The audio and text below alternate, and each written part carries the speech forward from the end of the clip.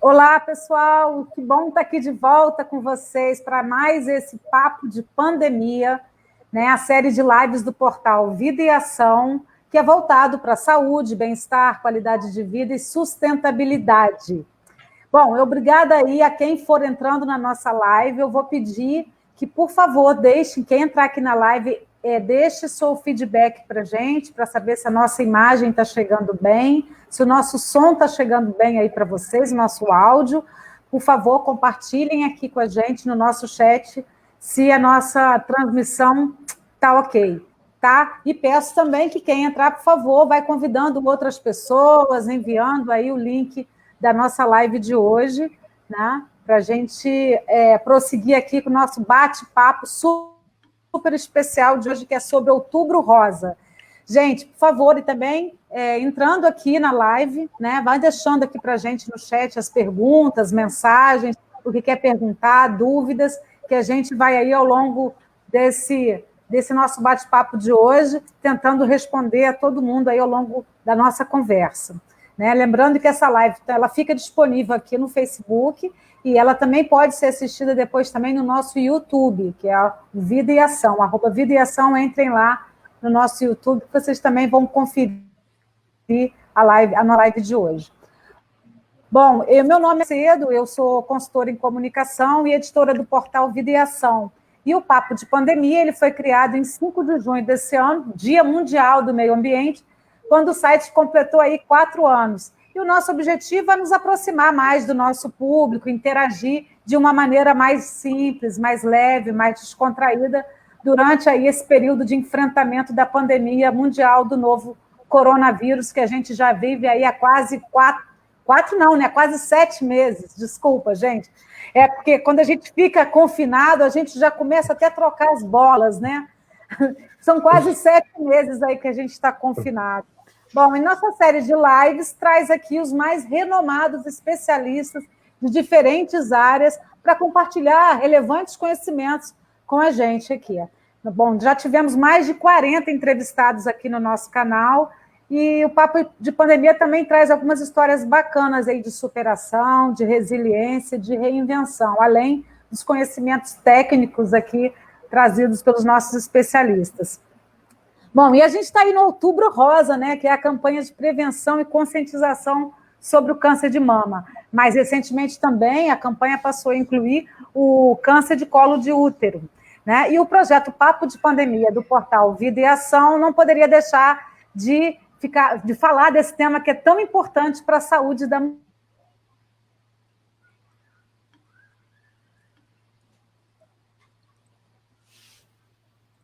Acho que congelou. Eu acredito que, infelizmente, a Rosane teve um problema de comunicação, mas nós estamos ao vivo, gente, então a gente tem que continuar o nosso bate-papo, né? Então, acho que estamos no mês de outubro, né? Estamos no Outubro Rosa, um mês vestido de rosa, por uma campanha tão justa e honesta, né? Que é o esclarecimento para a mulher brasileira em relação ao câncer de mama. Gente! Voltou! Eu caí logo na abertura, meu Deus. Olha, Nete, claro, o que você está me fazendo? Claro, pelo amor de Deus. Meu 5G tem que funcionar. Gente, olha só, peço desculpa aqui aos nossos convidados especialíssimos de hoje, que eu vou apresentar aqui todo mundo. Bom, então eu estava falando, né, que antes de cair, que a Nete, claro, me derrubou. Enfim, o nosso projeto Papo de Pandemia do portal Vida e Ação não podia deixar de falar do Outubro Rosa, nesse tema tão importante para a saúde da mulher. E ao longo de todo esse mês, o nosso site, vidaeação.com.br, também está vestido de rosa, gente. A gente tingiu a nossa home de pink para abraçar essa causa tão fundamental, né? E a gente tem lá várias matérias interessantes, cases bacanas de superação durante todos os 31 dias de outubro. Né? E essa live de hoje faz parte dessa nossa iniciativa de todo ano a gente trazer, dar destaque à campanha Outubro Rosa. Né? E para essa 22ª edição do nosso Papo de Pandemia, a gente tem aqui 3 convidados especiais, muito especiais. O doutor Vilmar Marques de Oliveira, que ele é médico mastologista e é presidente da Sociedade Brasileira de Mastologia. Muito obrigada, doutor Vilmar, de aceitar nosso convite. Eu que agradeço. Muito obrigada. Bom, temos aqui também o doutor Sandro Cavaleiro, que é médico oncologista e é diretor da Sociedade Brasileira de Oncologia Clínica, a SBOC. Muito obrigada, doutor Sandro, de estar aqui com a gente, nos prestigiando. Olá, eu que agradeço e tenho uma imensa honra de estar aqui no meio de pessoas tão renomadas dentro do nosso meio da oncologia. Ótimo. Olha, e temos aqui também, gente, a Luciana Lobo. Ela já é muito conhecida do nosso portal Vida e Ação. A gente já deu 2 matérias com ela. Ela é professora de yoga, lançou recentemente um livro em que ela conta como que ela enfrentou com muita coragem, muita leveza aí esse momento tão difícil e conseguiu vencer o câncer de mama. Parabéns para ela. Obrigada, Luciana, de aceitar nosso convite. Obrigada, eu que agradeço, e é uma honra para mim estar aqui compartilhando com vocês essa live. Obrigada. Então, gente, olha, obrigada por aceitar, então, o nosso convite aqui. Quem chegar, já tem gente chegando aqui, já dando um alô para a gente. Opa, a Nazaré está aqui. Obrigada, Nazaré. A Nazaré já foi entrevistada aqui no nosso programa também. Parabéns por abraçar mais essa causa. Gratidão em estar aqui. Eu que agradeço, tá, Nazaré? Obrigada, viu? Obrigada mesmo. Aqui já temos a Helena Estrela. Obrigada, Helena, de estar aqui. Obrigada por compartilhar com a gente. Quem puder, por favor, compartilhe esse link, porque nossos especialistas e a nossa convidada especial também de hoje, a Luciana Lobo, vão trazer muitas informações super relevantes aqui, serviço de utilidade pública, gente, para nós, principalmente nós mulheres, que somos as principais vítimas, né, do câncer de mama, embora não sejamos exclusivamente, né, as vítimas, mas somos as principais. Então, espero que essa live de hoje traga aqui muita informação relevante para a gente. Bom, e para introduzir o nosso assunto de hoje, eu queria trazer aqui alguns dados para vocês, né? O movimento Outubro Rosa, ele é um movimento mundial que surgiu em 1990 nos Estados Unidos, chegou no Brasil em 2002 com uma série aí de atividades para prevenção e conscientização sobre o câncer de mama. Infelizmente, muitas marcas pegaram aí carona no sucesso da campanha, se apropriaram aí da ideia e usam a campanha mais para fazer merchan e vender produtos.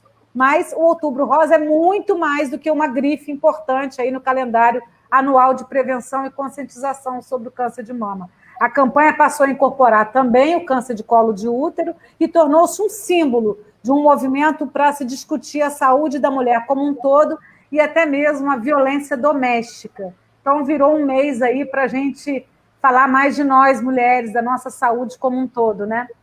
Bom, segundo tipo mais frequente entre as brasileiras, o câncer de mama é a primeira causa de mortes entre elas, né? A estimativa do INCA, Instituto Nacional do Câncer, para 2020, é de 66.280 novos casos, ou seja, 61 casos a cada 100 mil mulheres. Mas a situação pode se agravar, inclusive até com um aumento da taxa de mortalidade por conta da pandemia do novo coronavírus. Isso porque os dados não têm sido nada positivos aí durante esse período, né? A Sociedade Brasileira de Patologia e a Sociedade Brasileira de Cirurgia Oncológica, elas estimam que durante a pandemia, possivelmente até 50 mil casos de câncer deixaram ou deixarão de ser identificados, diagnosticados e tratados no Brasil. Um levantamento aí recente da Sociedade Brasileira de Mastologia, que temos aqui hoje o doutor Vilmar Marques representando, né, a sociedade, mostra uma queda média de 75% nos atendimentos dos médicos mastologistas em comparação com o mesmo período do ano passado. Ou seja, as mulheres estão indo menos aos consultórios, menos aos centros médicos e não estão conseguindo ser diagnosticadas e tratadas a contento. Bom, então eu queria abrir aqui nossa conversa perguntando aqui, eu queria perguntar aqui para vocês, quero perguntar para vocês como um todo, mas eu queria que, já que a gente falou aí do levantamento da Sociedade Brasileira de Mastologia, começar com o doutor Vilmar, falando um pouco sobre isso para a gente, né? Vemos aí que a pandemia da Covid impactou fortemente, doutor Vilmar, o tratamento do câncer de uma maneira geral, e especificamente o câncer de mama, que tem aí um rastreamento já bem eficiente, né, e já muito bem sedimentado no Brasil, né, a importância desse rastreamento. E, ao mesmo tempo, a telemedicina evoluiu aí bastante no país durante o período da pandemia. as pacientes abandonaram os tratamentos por medo do coronavírus ou não estão conseguindo ser diagnosticadas e tratadas? Dá para diagnosticar um câncer de mama à distância, doutor? Eu gostaria também que o senhor contasse para a gente como tem sido a sua prática clínica, né? O senhor que tem aí, que atua nos dois segmentos, no setor público e no setor privado, contasse para a gente como tem sido a sua prática clínica aí durante a pandemia, né? E como está ocorrendo a retomada das pacientes aos centros de saúde e consultórios. Ficou longa a nossa pergunta, mas é isso que eu queria perguntar para o senhor. Boa noite, Rosane. Muito obrigado pelo convite. É uma honra, né, em nome da Sociedade Brasileira de Mastologia, estar participando dessa live. Obviamente que abordando o Outubro Rosa, e se falamos de Outubro Rosa, falamos de câncer de mama, desde a prevenção ao seu tratamento. E está dividindo essa live com a Luciana, que sem dúvida nenhuma tem muita história para contar, muito mais do que eu, e o Sandro, né, que é diretor da SBOC, que tem muito conhecimento sobre o tema. Você me fez uma pergunta muito complexa, eu vou tentar não ser tão complexo na resposta, para não tomar muito tempo dos nossos espectadores. Frente à pesquisa que nós realizamos, o que nós fizemos? Nós fizemos um levantamento em várias capitais do país, frente ao número de cirurgias realizadas no mês de abril e maio, e comparamos com os mesmos meses de abril e maio de 2019. Frente a esse levantamento, nós observamos uma queda geral de 75% no número de cirurgias realizadas neste período. Então, obviamente, que isso vai impactar frente às pacientes com câncer de mama. Por quê? Porque elas vão ter o seu tratamento postergado e dificilmente elas não vão ter o seu prognóstico comprometido. Então, isso aconteceu não só no Brasil, mas como aconteceu no mundo como um todo. Obviamente que nós tentamos tomar as melhores medidas possíveis para amenizar o prejuízo da saúde dessas pacientes. Então, esta é a primeira resposta. A segunda resposta... Desculpa. Não, certo, não estou... Se eu puder, posso continuar? Claro, claro. Bom, o segundo problema que nós observamos foi uma diminuição no rastreamento mamográfico. Nós tivemos aí uma queda, como você citou, de 62% na realização dos exames, uma pesquisa recém-publicada pelo IBOP, né?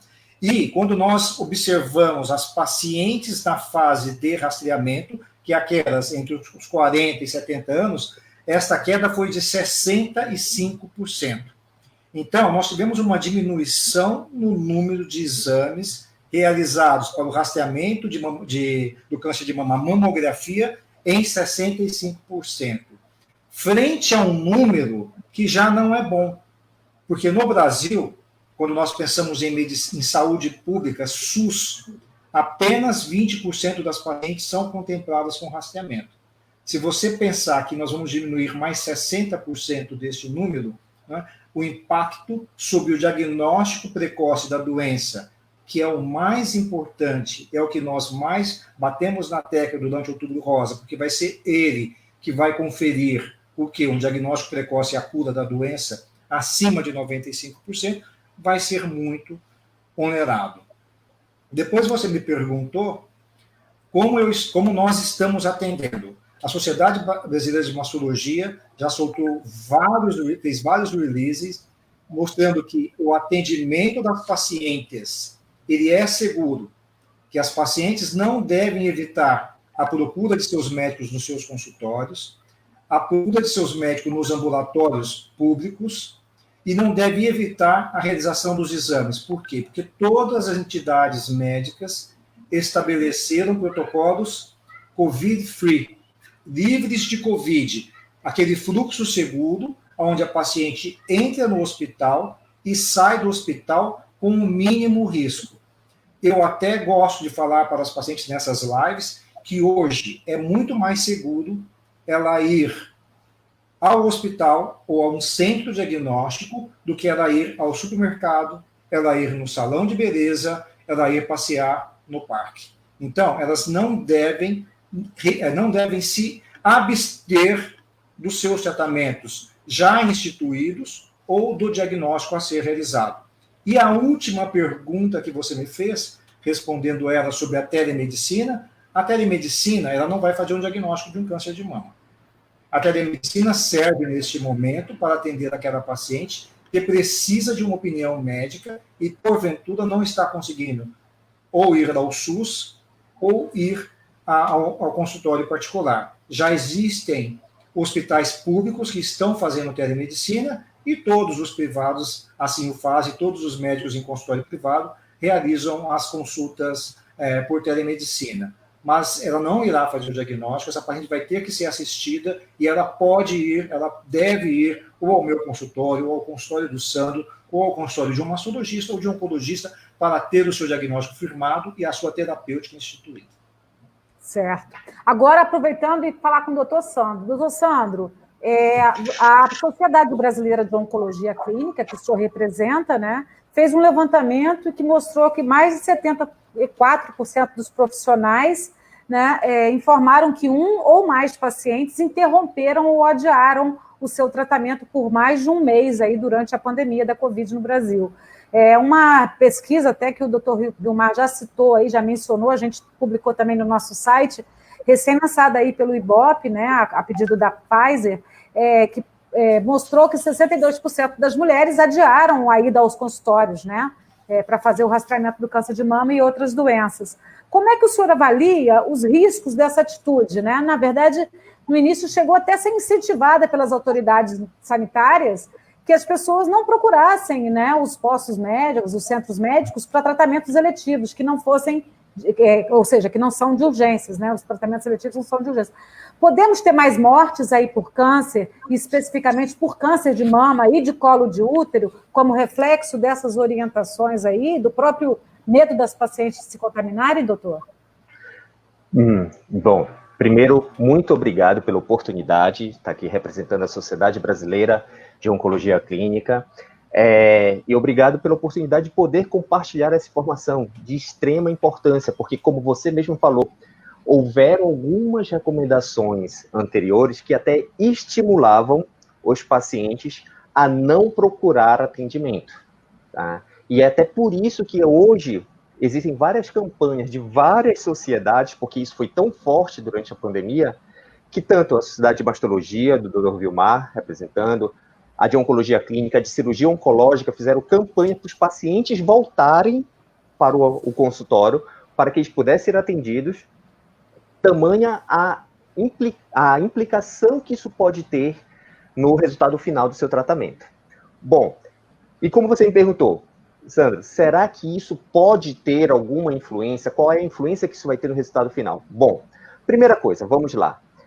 Quando a gente fala de câncer, né, a primeira coisa a se falar, a gente vai falar muitas coisas a respeito do tratamento do câncer, mas a primeira coisa é que todo paciente quer cura. Eu quero ficar curado, ponto. E a cura está diretamente relacionado ao diagnóstico precoce. Essa é uma relação direta, tá? Quanto mais precoce, maior a taxa de cura. Quanto mais tardio eu vou diagnosticar, menor a minha taxa de cura, tá? Então, se eu estou falando que isso é uma relação direta, e se eu estou atrasando, você mesmo falou, 54 mil casos pela pesquisa da Sociedade de Patologia e de Cirurgia, 54 mil casos deixam de ser diagnosticados. Uma das coisas também do sucesso do tratamento é a aderência ao tratamento, é você fazer o seu tratamento adequadamente, nas datas preconizadas. Você falou o dado de 74%, sim, 74% dos oncologistas referiram que tiveram pelo menos um paciente com adiamento de mais de um mês. Entretanto, nós tivemos 90% que disseram que houve alguma diferença no atendimento. Então, a gente tem praticamente todo mundo. Praticamente todo mundo foi afetado.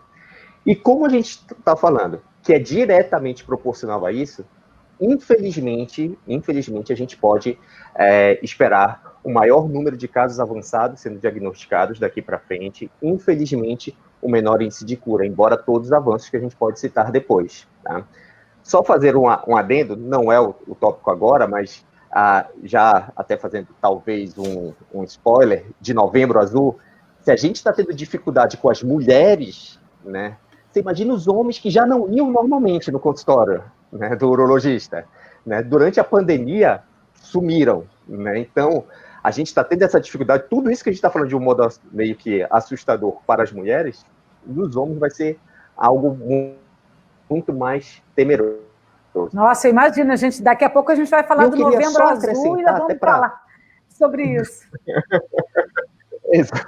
Daqui a pouco chega já o Novembro Azul e nós vamos Exatamente. É só para eles. E só para acrescentar até o que o Vilmar já falou muito bem, a gente teve um congresso agora em julho, um congresso americano chamado ACR, que é de pesquisa clínica, especificamente pesquisa clínica em câncer e COVID. Esse foi o congresso. E teve uma aula extremamente interessante, onde eles fizeram uma relação em várias populações e cruzaram o risco de uma pessoa morrer de câncer, pelo fato dela não fazer os seus exames, com medo de fazer os exames, versus o risco de morrer de COVID. Contaminado, então, a probabilidade dela ser contaminada e a probabilidade de morrer do COVID. Né?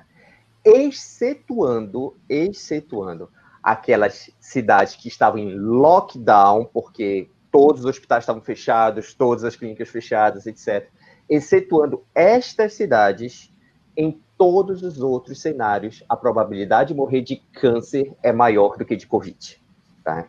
E isso está, lógico, está somado com o que o Vilmar falou. Todos os hospitais, clínicas de exames diagnósticos estão se preparando com o protocolo COVID-free, né, para diminuir cada vez mais. Então, assim, é por isso que a gente por isso que está tão importante esta live, da gente chamar a atenção das mulheres que não dá mais, né, para esperar, né, se você ainda não fez, não tem mais porquê, né? Todas as clínicas têm seus protocolos, têm um cuidado, e o risco hoje, sem dúvida nenhuma, e eu falo no Brasil inteiro, o Brasil é de dimensões continentais, né? De norte a sul do país, a gente tem várias realidades, mas eu posso dizer que em todo o Brasil, hoje, o risco de morrer de câncer é maior do que o de Covid. Então, procurar o atendimento. Verdade. Eu queria trazer agora para esse debate aqui a Luciana Lobo, né, que ela enfrentou o câncer de mama, ela inclusive acabou de escrever um livro sobre esse assunto. Aliás, eu estou com o seu livro aqui, tá, Luciana? Muito legal, muito legal. Daqui a pouco a gente vai falar mais sobre ele. E eu queria que a Luciana falasse do ponto de vista, né, de uma ex-paciente que convive com pessoas que estão nessa situação. Como é que é essa percepção, Luciana? O que você observa aí entre as mulheres, entre as pacientes que acabam procurando auxílio? Você participa de várias iniciativas, depois a gente vai poder falar melhor sobre isso. Mas como é que é a sua percepção sobre isso daí durante a pandemia? Qual é o sentimento como é que você observa? Então, como o doutor Vilmar falou e o doutor Sandro também, eu acho que tem o lado do paciente, né? Das mulheres que não estão buscando tratamento por medo, né? Inicialmente era um medo, todas as clínicas, hospitais estavam ou fechados ou não estavam aceitando marcação. Isso passou, e agora eu tenho visto e escutado e recebido algumas mensagens de pessoas do Instituto que estão tentando também marcar os seus exames e não estão conseguindo. Então, aquelas que perderam medo e já estão há alguns meses tentando marcar os seus exames de rotina, até mesmo pessoas que já são pacientes oncológicos, são seus exames de rotina que elas têm que fazer, né, que já tiveram diagnóstico, não estão conseguindo marcar também. Né? Então, acho que a gente tem essas duas questões, não somente as pessoas que estão com medo de buscar fazer esses exames, como a dificuldade em marcar também esses exames, né, na rede pública. Inclusive, até a gente está com uma matéria interessante no nosso site, falando de serviços de mamografia, né? Até aqui no Rio, que a gente tem uma dificuldade grande de mamografia, eles avisaram aí que estão fazendo mamografias aí durante o mês todo de outubro, no Rio Imagem, e uma clínica e um laboratório estão oferecendo 1.000 mamografias e ultrassons da mama de graça. Eu acho interessante, quem puder depois vai lá no nosso site lá, né? Porque eu acho que é um serviço importante para as pessoas, né? Infelizmente, muita gente não consegue ter acesso. Bom, e aí eu queria agora falar um pouquinho sobre isso, né, sobre essa dificuldade de acesso, e eu queria falar um pouco com vocês, com o doutor Vilmar, o doutor Sandro e a Luciana, por favor, fiquem à vontade para comentar, é a questão da lei dos 30 dias, né, que já é uma questão que já vem sendo enfrentada há algum tempo, né. No Brasil existe uma lei, né, não sei se as pessoas que estão nos acompanhando aqui conhecem, estão chegando novas pessoas aqui, eu quero agradecer. Daqui a pouco eu já leio as nossas mensagens que estão chegando, mas existe no Brasil uma lei que prevê que não passe de 30 dias o intervalo entre o acesso ao diagnóstico e o início do tratamento para o câncer de mama, né? Mas durante a pandemia, essa legislação não foi respeitada, principalmente durante a pandemia, já não vinha sendo muito, né? E passou a não ser muito respeitada em muitas cidades aí do país, como denunciou recentemente a FEMAMA, né? Conforme a gente publicou lá no nosso site Vida e Ação. O que provocou ou tem provocado essa demora, na opinião de vocês, e o que fazer para resolver essa questão, né? Do ponto de vista aí dos municípios, que não estão oferecendo isso, né, na rede pública. Doutor Vilmar, doutor Sandro, se puderem comentar. Ok, acho que o Vilmar está mudo. Isso. Desculpa, eu estava mudo. Mil perdões. Em respeito a vocês, eu coloco no mudo, mas a gente sempre esquece de soltar depois o microfone. Infelizmente, esse não é um problema atual em relação ao Covid, isso é um problema crônico que nós vivemos, né?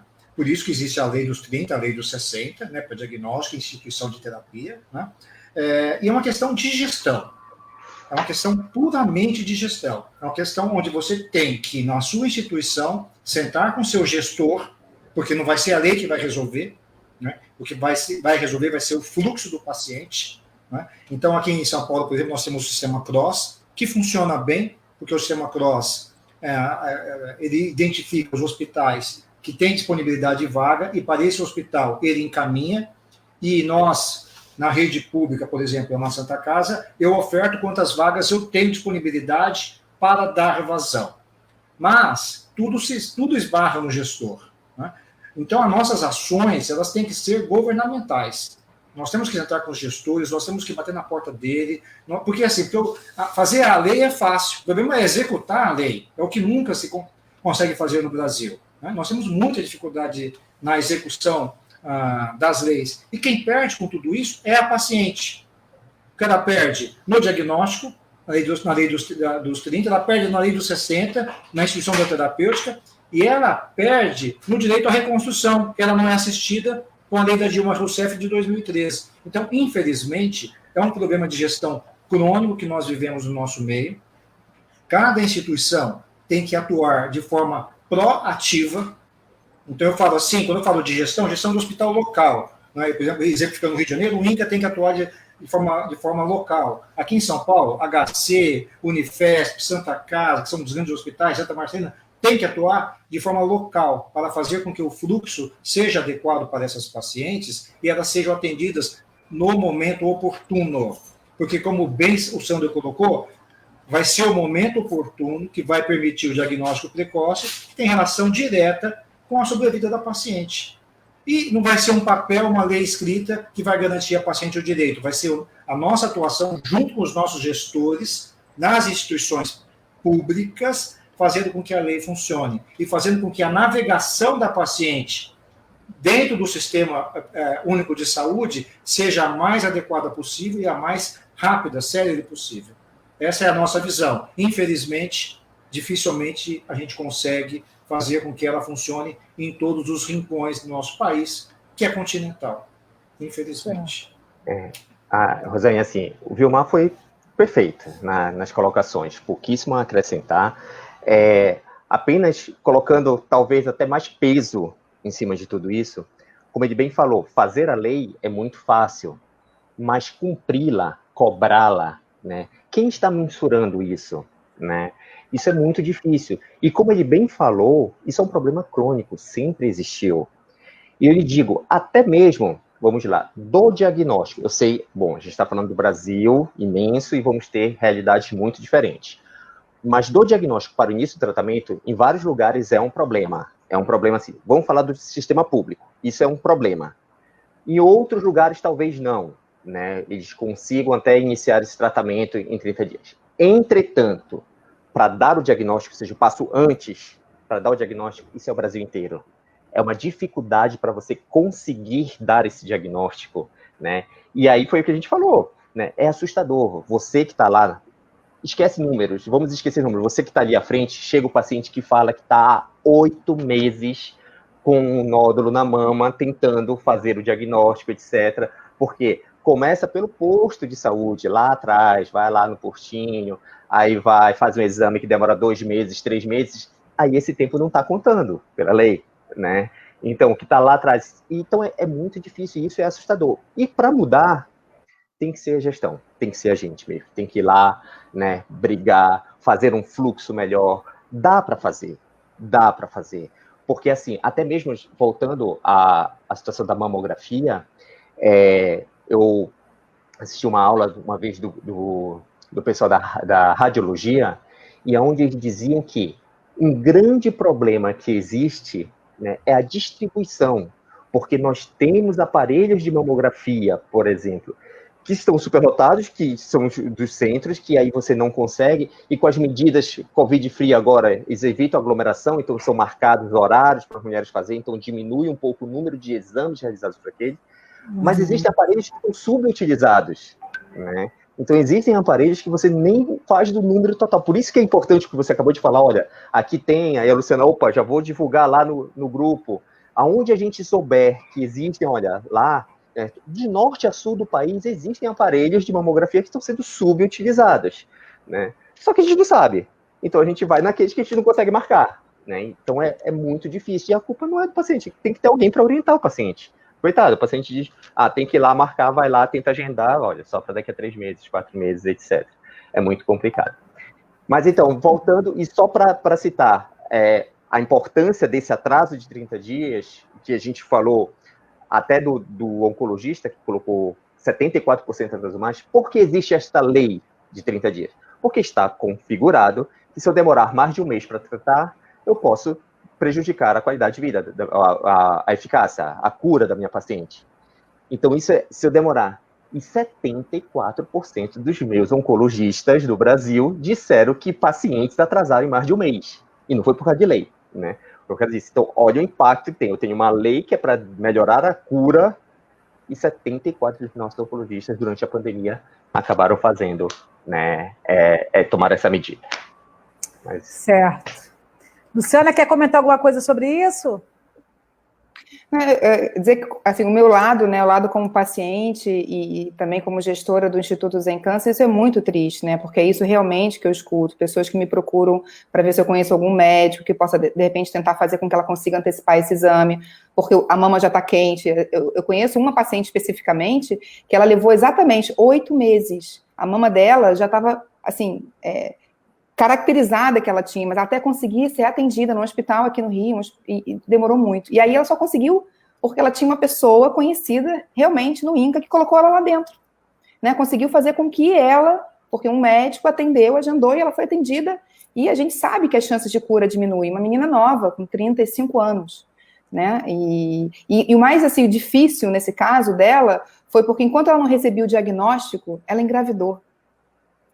Nossa. E aí, então, assim, eu vejo muito esses casos no Instituto, né? A minha realidade, quando você for perguntar como é que eu descubro, foi uma realidade diferente, né? Quando eu descobri, eu tinha um plano de saúde, e foi um processo mais rápido, né? Sim. Mas eu vou depois querer contar da minha experiência, como que cresceu o meu nódulo, né? E se eu tivesse na rede pública, provavelmente teria sido um outro desfecho.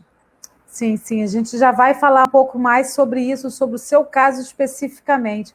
Antes eu queria falar aqui sobre uma questão também que é importante, que até o doutor Sandro já entrou um pouquinho nesse assunto, né? Na questão da distribuição aí dos mamógrafos no Brasil. Ele acabou falando um pouco, porque tem a ver com uma questão que eu gostaria de apresentar para vocês, principalmente para os nossos especialistas aqui hoje, né, que é justamente essa dificuldade no acesso à mamografia, né, especificamente, porque quando a gente fala em Outubro Rosa, a gente está batendo sempre na importância de procurar fazer a mamografia, que é o principal exame de rastreamento do câncer de mama, e, no entanto, as mulheres não conseguem, né, fazer esse exame. Então, eu gostaria de perguntar aqui para vocês justamente isso, quer dizer, durante a pandemia, a prioridade passou a ser a Covid, e o medo de se contaminar também levou aí muita gente a deixar de lado os exames de rotina. Mas todos sabemos, né, que o câncer tem pressa. O câncer, de uma maneira geral, ele tem pressa. E foi tema, inclusive, de uma live que a gente fez aqui, se não me engano, em agosto. Na ocasião, a gente teve uma representante do INCA aqui, e ela disse que em casos assintomáticos ou sem recomendação, era melhor esperar a pandemia passar e depois seguir com o rastreamento, com os rastreamentos, né? Afinal, sem o devido diagnóstico, os casos de câncer de mama em estágio avançado estão aumentando e as chances de cura estão diminuindo. Quando é necessário fazer esse rastreamento, afinal, e como... e aí, depois que a Luciana contasse como é que ela soube aí que ela estava com câncer de mama. Tá? Eu queria, então, perguntar aí primeiro para o doutor Vilmar, quando é necessário aí fazer esse rastreamento, não é urgente, é urgente? Como é que a mulher vai saber que é o momento que ela precisa fazer esse rastreamento? Então, obviamente, né, que o rastreamento mamográfico está muito bem estabelecido, mesmo sua faixa etária. Né? O rastreamento mamográfico deve iniciar aos 40 anos de idade, deve ser feito de forma anual e se estender pelo menos até os 70 anos de idade. Depois dos 70 anos de idade, você pode adequar o rastreamento de acordo com a expectativa de vida do paciente. Mas o rastreamento mamográfico feito nesse período de forma anual diminui a mortalidade do câncer de mama ao redor de 30% nas pacientes pós-menopáusicas e em estudo recém-publicado em 25% nas pacientes entre 40 e 50 anos de idade. Então, nós temos que realizar o rastreamento, ele é muito importante, ele diminui mortalidade. No Brasil, nós temos uma faixa que vai de 30% a 40% dos casos de câncer de mama que acometem as mulheres abaixo dos 50 anos de idade. Então, infelizmente, a recomendação do INCA negligencia estas pacientes e elas estão sendo mal assistidas. Então, a Sociedade Brasileira de Mastologia, a Federação Brasileira de Ginecologia e Obstetrícia e o Colégio Brasileiro de Radiologia já têm guidelines há alguns anos em associação, determinando que o rastreamento seja feito nessa faixa etária.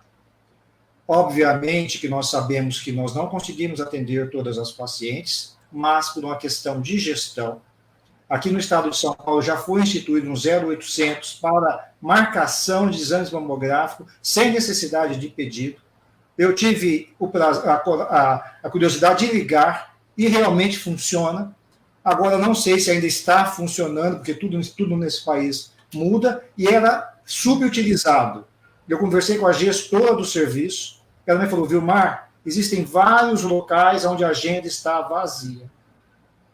Por quê? Porque, como o Sandro colocou, nós temos aparelhos disponíveis. O que eles não são otimizados. Alguns são subutilizados e outros são hiperutilizados. Então, você vai em alguns centros, a fila é enorme. Você vai em outros, não tem. Você faz 3 ou 4 por dia.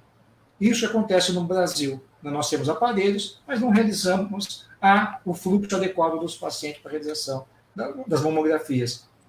A gente não consegue fazer um rastreamento organizado. Ele é oportunístico. A paciente faz quando tem a oportunidade.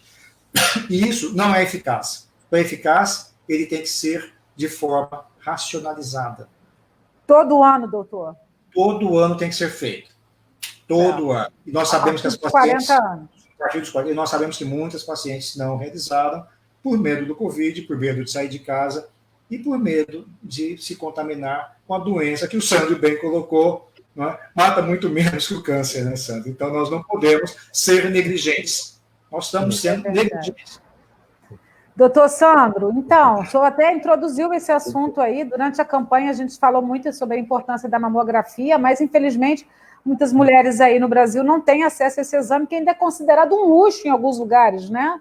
Você ter acesso a uma mamografia é um luxo. No estado do Rio, que é o segundo estado em maior incidência da doença, foram realizadas apenas 10.500 mamografias e 696 diagnósticos de câncer de mama pelo SUS este ano, segundo a informação da Secretaria de Estado de Saúde, o que provavelmente está bem abaixo aí da meta esperada. Por que esse acesso, doutor, à mamografia é tão difícil?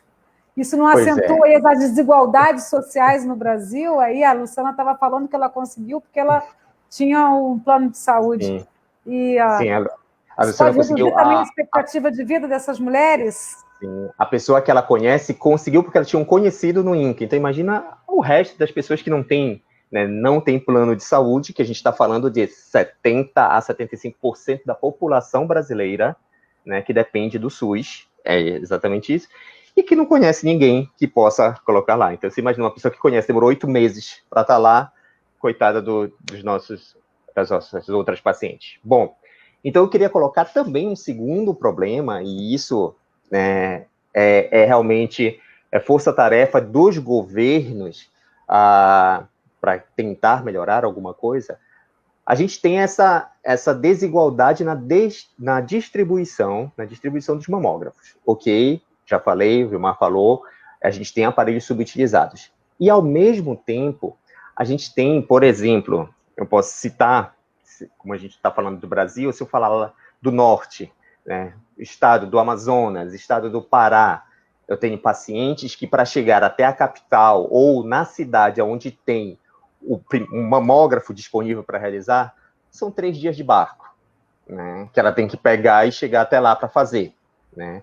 Primeiro, a dificuldade de chegar esse conhecimento até ela que ela tem que fazer todo ano, né, e depois de chegar, ok, você só chega e fala, olha, você tem que fazer, vira a costa, vai embora, agora ela se vira para arranjar um barco, para arranjar uma consulta, para arranjar alguma coisa, para chegar até isso. Então, isso você vê no Norte, você vê no Nordeste, essa grande dificuldade. Então, a gente tem isso, e isso é governo, né, junto com a sociedade, tentar buscar. Então, eu tenho 2 grandes problemas de aparelhos sendo mal utilizados, falta otimização, como o Vilmar muito bem falou, e também essa dificuldade da gente chegar até o diagnóstico. Uma coisa só que eu queria acrescentar, é apenas para a gente diferenciar, só para não ficar uma ideia errada para quem nos está ouvindo, que aí o Vilmar falou, você falou sobre os exames de rastreamento, e impecável, todo ano, ponto, etc., sem sentir nada. Algumas a gente já viu algumas mulheres que tem um nódulo na mama, e daqui a pouco a Luciana pode falar sobre isso, nódulo embaixo do braço, uma ferida, ou principalmente nódulo. Mas não estou sentindo nada, então não vou procurar ainda agora, principalmente um nódulo. Esse nódulo, só quem pode dizer que você não precisa fazer nada, ou que você precisa fazer alguma coisa, tá ali, ó, Dr. Vilmar, procurar os mastologistas para ir lá examinar essa, mas se você sentir alguma coisa, mas eu fiz o meu, tem 6 meses do meu último exame, então isso não é nada. Veja bem, exame de rastreamento é sem você sentir nada. Todo ano você vai fazer. Se você sentiu alguma coisa, se você percebeu um nódulo, se você percebeu uma secreção pelo mamilo, se você percebeu uma ferida, a pele diferente da mama, a mama num aspecto diferente, não importa quando foi esse seu exame de rastreamento, procure o especialista, o mastologista, que ele vai dizer para você, não fique preocupada, não é nada, ou vamos investigar, independente de quando foi feito o seu exame de rastreamento. Então, isso são exames de detecção precoce. Então, para fixar bem, existe exame de rastreamento todo ano sem sentir nada, e se você sentir alguma coisa em qualquer momento, procurar o especialista. Eu queria que a Luciana agora contasse como é que foi com ela, como é que ela descobriu, né? Como é que ela fez o rastreamento. Imagino que você se cuidava, fazia esses exames regularmente. Como é que foi que você descobriu, Luciana? Então, é até bom falar sobre isso, né? Porque, assim, o câncer, ele nunca fez parte da minha vida, né? Eu nunca tinha conhecido uma pessoa na minha família, e nem uma pessoa muito próxima que tivesse tido câncer, então eu tinha aquela ilusão de que isso não aconteceria comigo, que não... e isso é um pouco do que a população tem também, né? Minha mãe não tem câncer, minha avó não teve câncer, então eu também não vou ter câncer, né? Então eu achava que câncer não fazia realmente parte da minha história, e não faria. E aí, quando eu completei 40 anos, eu estava no meio do meu mestrado. Então, eu realmente não parei para pensar em fazer os exames, mas quando eu terminei o mestrado, eu tinha acabado de completar 41 anos, e aí eu fiz todos os meus exames que eu deveria ter feito aos 40 anos, né? E aí, quando eu fiz minha primeira mamografia, essa foi a primeira mamografia que eu tinha feito na vida, junto com a ultrassonografia, foi detectado que eu tinha um nódulo BIHAR 3, né, um nódulo pequeno, e que eu não tinha que fazer nada naquele momento, né, segundo a classificação, somente 2% de chance de ser um câncer, e eu teria que fazer o acompanhamento semestral. E foi o que eu fiz, né, terminei o mestrado, fiz meus exames, estava bem, eu tinha ganho um pouco de peso, né, durante o mestrado, e aí já em janeiro eu voltei a correr, voltei a nadar, estava me sentindo super bem fisicamente, e tinha perdido peso, e aí eu fui botar meu filho para dormir, e levei a mão na minha mão esquerda, assim, por nada, não estava coçando nem nada, mas eu levei a mão, e eu senti um nódulo, senti um caroço, que normalmente não tinha percebido esse caroço ali. E achei estranho aquilo, mas não dei muita importância, afinal de contas eu tinha acabado de fazer o exame, né, em dezembro, e isso era, acho que já meados, talvez, de fevereiro, né. E aí, por insistência da minha massoterapeuta na época, ela falou, vai ver isso, vai ver isso. Eu falei, não é nada, Lu, isso é exagero seu, eu acabei de fazer mamografia, não deu nada, só tem que fazer o exame daqui a 6 meses. E por insistência dela, eu voltei, então, no mastologista, mostrei para ele, e a princípio ele falou, olha, pela mamografia aqui está no mesmo lugar que estava, então, o seu nódulo, pode ser que você perdeu gordura da mama, e esse nódulo, então, passou a ficar palpável, mas se você acha que ele está crescendo, né, você, então, repete a ultrassonografia. E aí eu fui para casa achando que não era nada mesmo, e toda sexta-feira a massoterapeuta já marcou o exame para você ver. Eu falei, Lúcia, não tem nem 6 meses. Eu não achava que poderia crescer tão rápido assim, né? E aí, quando foi no dia 8 de maio, com 5 meses do meu primeiro exame, eu resolvi fazer, então, a ultrassonografia para tirar essa cisma da minha cabeça. E eu saí da sala de exame, né, com a médica pedindo o telefone do meu médico, classificando o meu nódulo como BIHARD 5, ou seja, eu saí de lá com 95% de chance já de ser um tumor maligno, e esse 5% seria confirmado pela biópsia que eu fazia, né, do nódulo. E assim, se não tivesse tido essa insistência da minha massoterapeuta nesse caso, porque eu estava sentindo, ele tinha se tornado palpável, e talvez se eu não tivesse sentido esse nódulo, se ele tivesse numa outra localização do meu peito, eu provavelmente não teria feito essa mamografia em 6 meses. Eu deixaria para fazer, né, essa mamografia com 1 ano, talvez, depois, e talvez eu não estivesse nem aqui para contar a história para vocês 3 anos depois, porque quando eles fizeram o estudo, né, do material que foi retirado, 80% das minhas células estavam em divisão naquele momento. O meu KI era terrível. O meu KI lá 67, né, era 80%, ou seja, um câncer extremamente agressivo, um HER2 positivo, já com uma metástase na axila, né, uma metástase no meu linfonodo sentinela. Eu tirei uma amostra grande, outros linfonodos, nenhum outro estava afetado, e por conta disso eu tive que fazer um tratamento bem pesado. Então, o que o Dr. Sandro falou, a chance de cura ou a chance de você fazer um tratamento menos agressivo está diretamente relacionado quando que você descobre, né? Então, no meu caso, eu não sei se valeria a pena em março já ter feito a ultrassonografia, mas então, por conta dessa metástase, né, no linfonodo sentinela, eu tive que fazer 16 ciclos de quimioterapia, 30 ciclos de radioterapia, 10 anos de hormonioterapia, né, e fiz 1 ano também de uma medicação específica para o tipo de câncer que eu tive, que é o Herceptin. Foi, então, bem difícil, né? E foi, assim, uma coisa que eu falo, uau, isso, não vou passar por isso, né? A gente acha que essas coisas não vão acontecer com a gente, né? É verdade, nunca a gente acha que acontece com a gente. Gente, a Luciana, eu sou fã da Luciana, ela estava aí ela não contou aqui, mas ela estava aí se preparando para ela abrir o estúdio dela de yoga, né? E que é um espaço de cuidados aí para autocuidado por meio das práticas integrativas e complementares, quando, né, surgiu aí um câncer no meio do caminho, né? E após esse exame aí, em maio de 2017, ela recebeu esse diagnóstico, ela nem acreditava que pudesse acontecer com ela, enfim.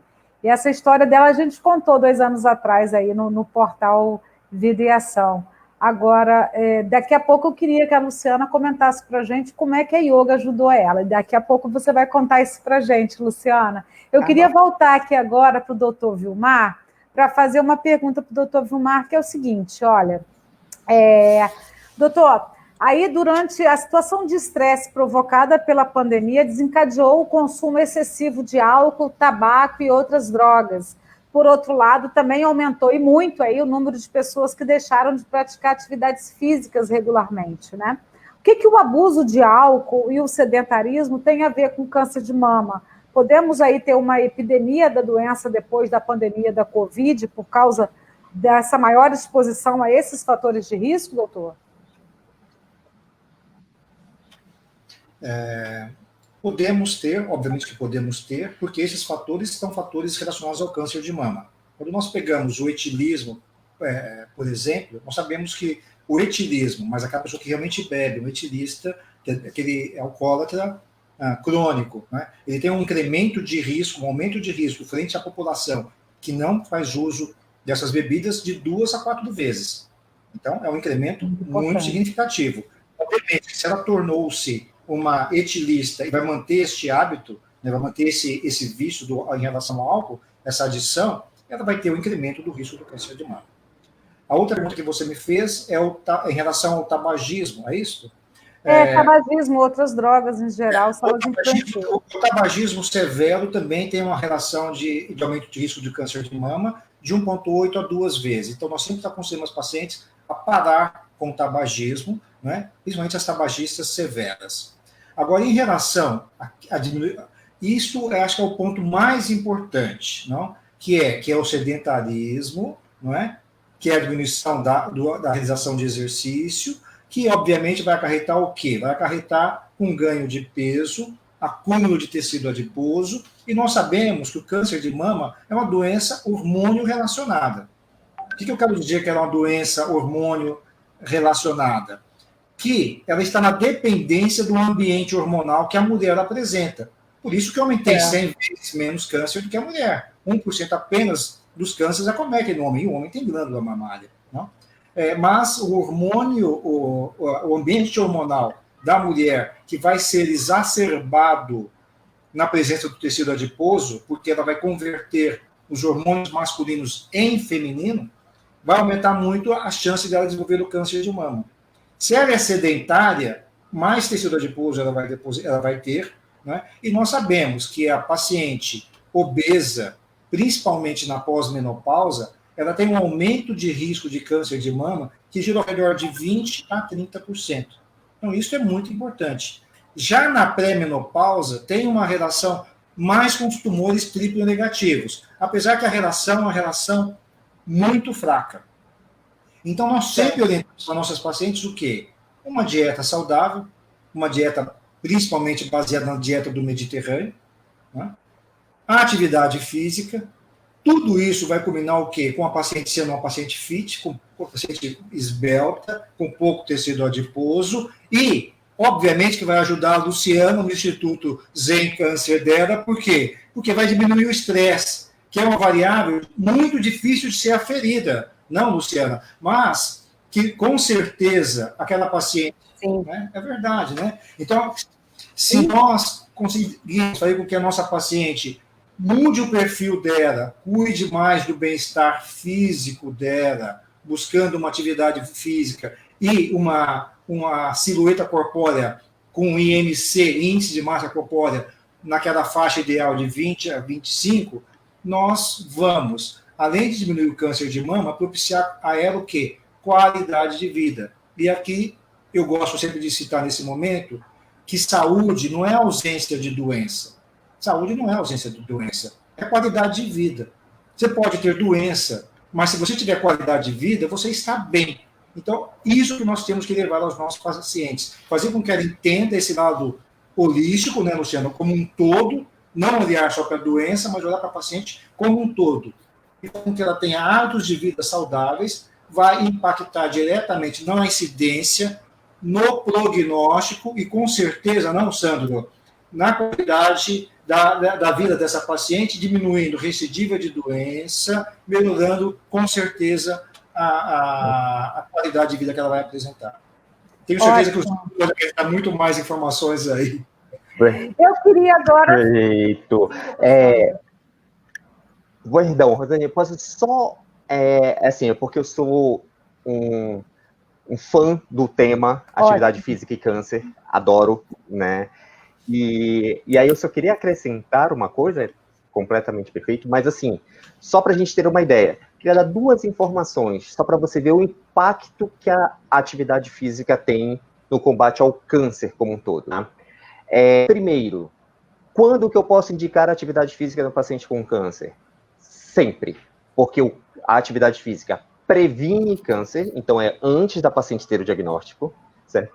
Ela melhora a tolerância ao tratamento, eficácia do tratamento, ou seja, durante o tratamento, como o Vilmar falou, diminui recidiva do câncer, então após o tratamento, e até mesmo melhora a qualidade de vida dos pacientes em cuidados paliativos. Então, ou seja, não existe momento algum que eu diga não faça atividade física, então, em todos os momentos.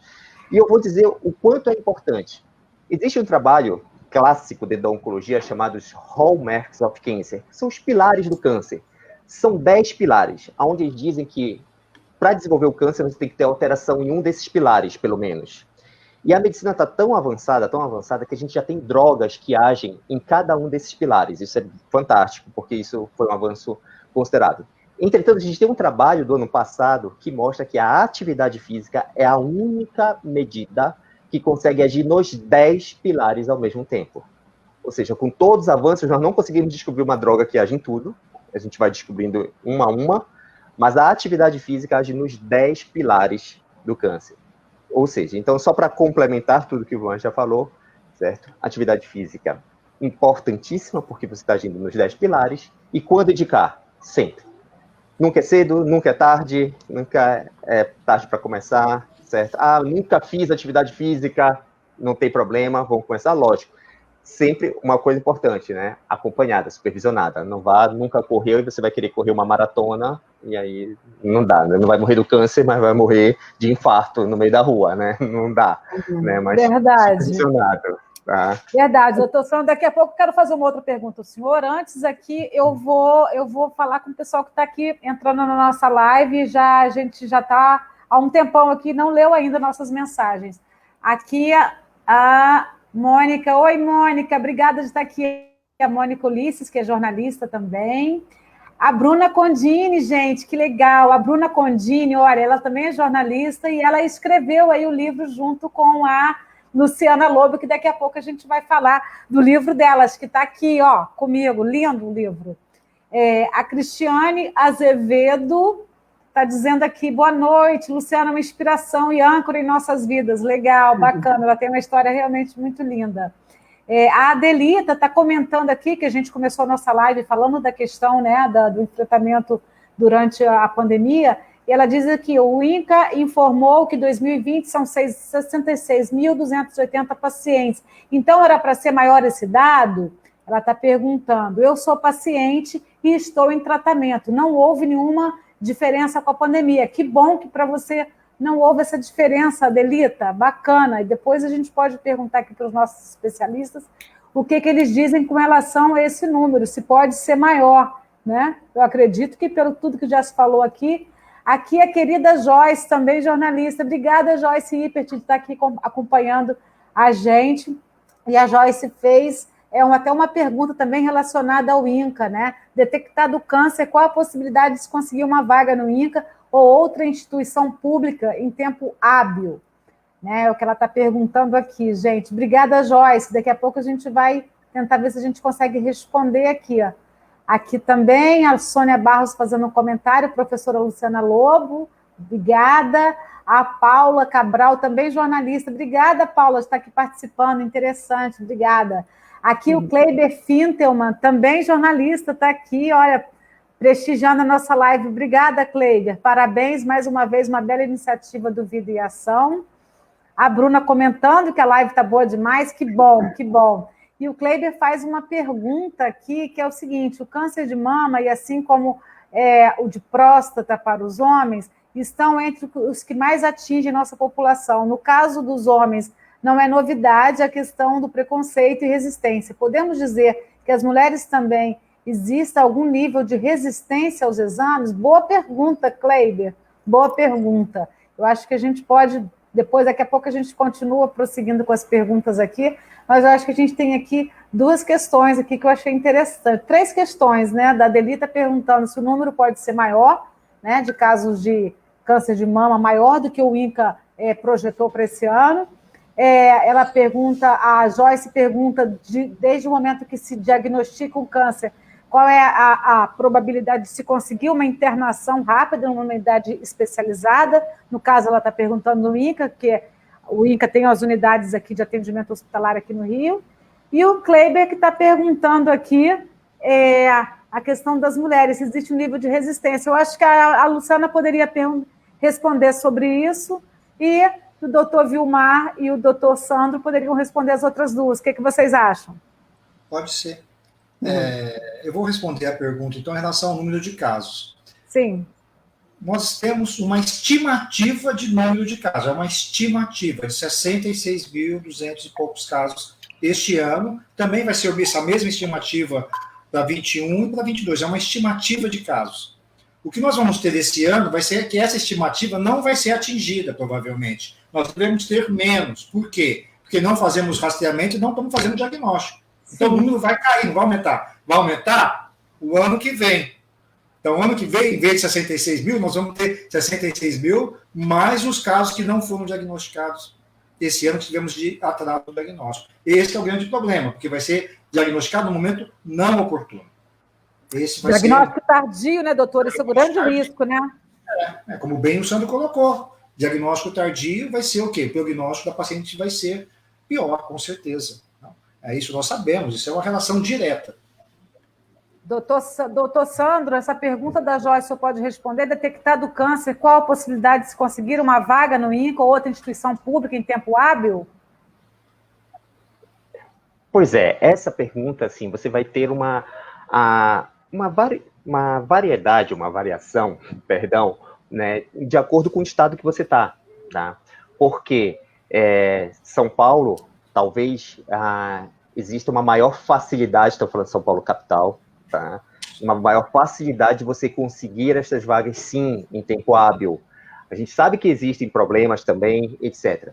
Mas, se a gente comparar, né, o tempo que um paciente de São Paulo chega para conseguir essa consulta, eu comparar com um paciente de lá, Belém do Pará, de Manaus, né, é muito mais difícil. E o INCA, infelizmente, está aí a Luciana, acabou de citar um exemplo para a gente. 8 meses para conseguir essa consulta. Isso é um absurdo. Isso quer dizer, não foi para conseguir a consulta, né? Para conseguir entrar, porque aí a gente tem foi desde o início dos sintomas, etc. Então, assim, o tempo hábil, que a gente estava de 30 dias, de eu conseguir uma consulta de 30 dias, o que é muito engraçado é assim, existe uma grande disparidade entre dados publicados e o que a gente vê na realidade, infelizmente. Até mesmo os números do INCA, que a gente fala, se você perguntar para todo mundo, todos os oncologistas, mastologistas vão dizer, não, esse número é subestimado, a gente tem mais casos, né, no Brasil, todo mundo acaba falando isso, mas é o que a gente tem de dado. Então, assim, quando você vai para os dados, você tem a lei dos 30%, não, a gente está conseguindo 60%, 70%, e quando você está lá na frente, gente, infelizmente, me sinto até mal de falar, mas assim, é a realidade. Infelizmente,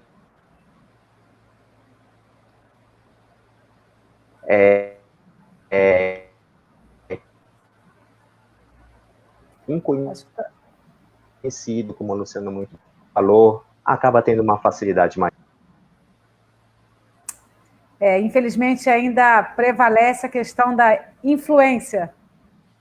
Até na hora de se conseguir um acesso a uma vaga no hospital para se tratar um paciente de câncer, né, doutor? Triste isso, né, quando se fala em SUS. Bom, Luciana, você aqui respondendo aqui ao Kleiber, você acha que há uma resistência das mulheres em relação aos exames?